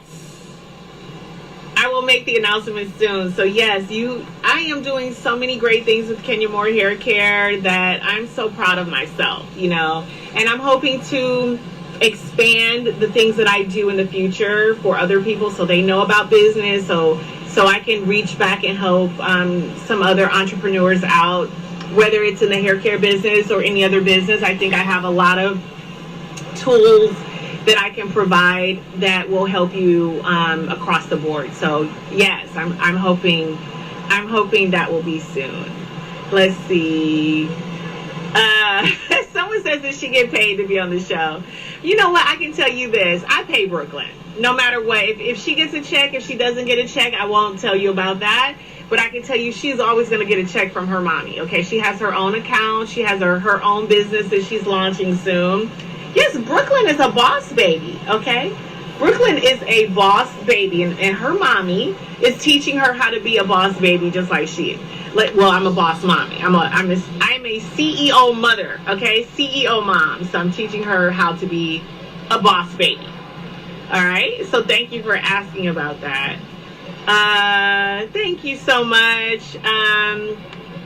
Other people just asking about Kenya Moore Hair Care. So thank you so much. Oh, go to Sally Beauty today to get your your Kenya Moore Hair Care from Sally Beauty. They're amazing. I'm adding products as we speak. I'm so excited about the future with Kenya Moore Hair Care, but Sally has been so good to us. We're in over 2,200 doors. So please, I keep like tasting the chocolate. This is great. Like I don't even want to drink water because I just want to keep tasting this chocolate trim. It's so good. I cannot wait for you guys to try it because it is making my mouth literally water because I want more. Yes, so you guys are so funny. I'm not going to get into housewife stuff. Someone is like, I'm carrying the show. I think we all contribute. It is a lot of work though. Yes, acting roles are coming up. If they're asking, someone says, is the Life product pudding as well? No, it's like a liquidy. It's like a juice. It's like a juice, but it's like a raspberry flavor. It's so good. Also so good. Anyway, again, the main thing is it tastes good, but the collagen in this and the hyaluronic acid is what is a lifesaver that's completely been changing my skin, my hair. It's good for every aspect of your body, even muscle tone, your cardiovascular fitness. And then you can come and enjoy yourself out here and just feel really good. You know what I mean? You just can feel really good about what you look like and how you feel. Because I just, listen, you guys,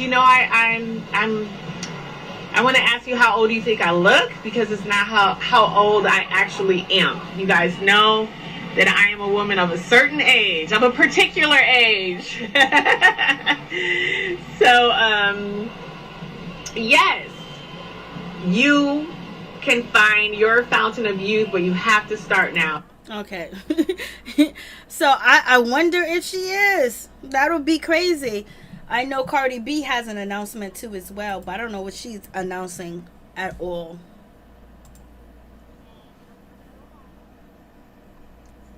Hey, what's up, Chef Disaster? What's going on? How you doing?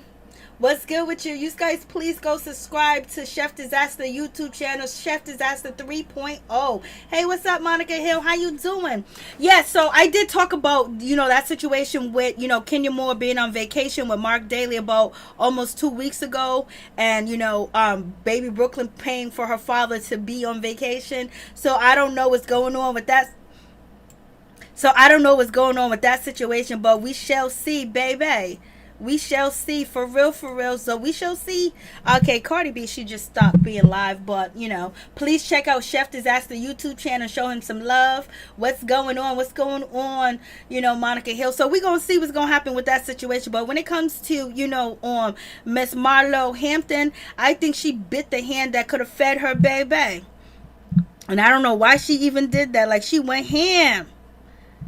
She just really threw Porsha under the bus and was like, girl, your friendship is not worthy.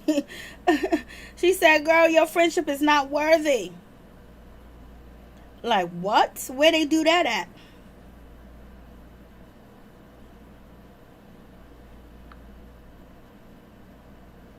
Mm-hmm.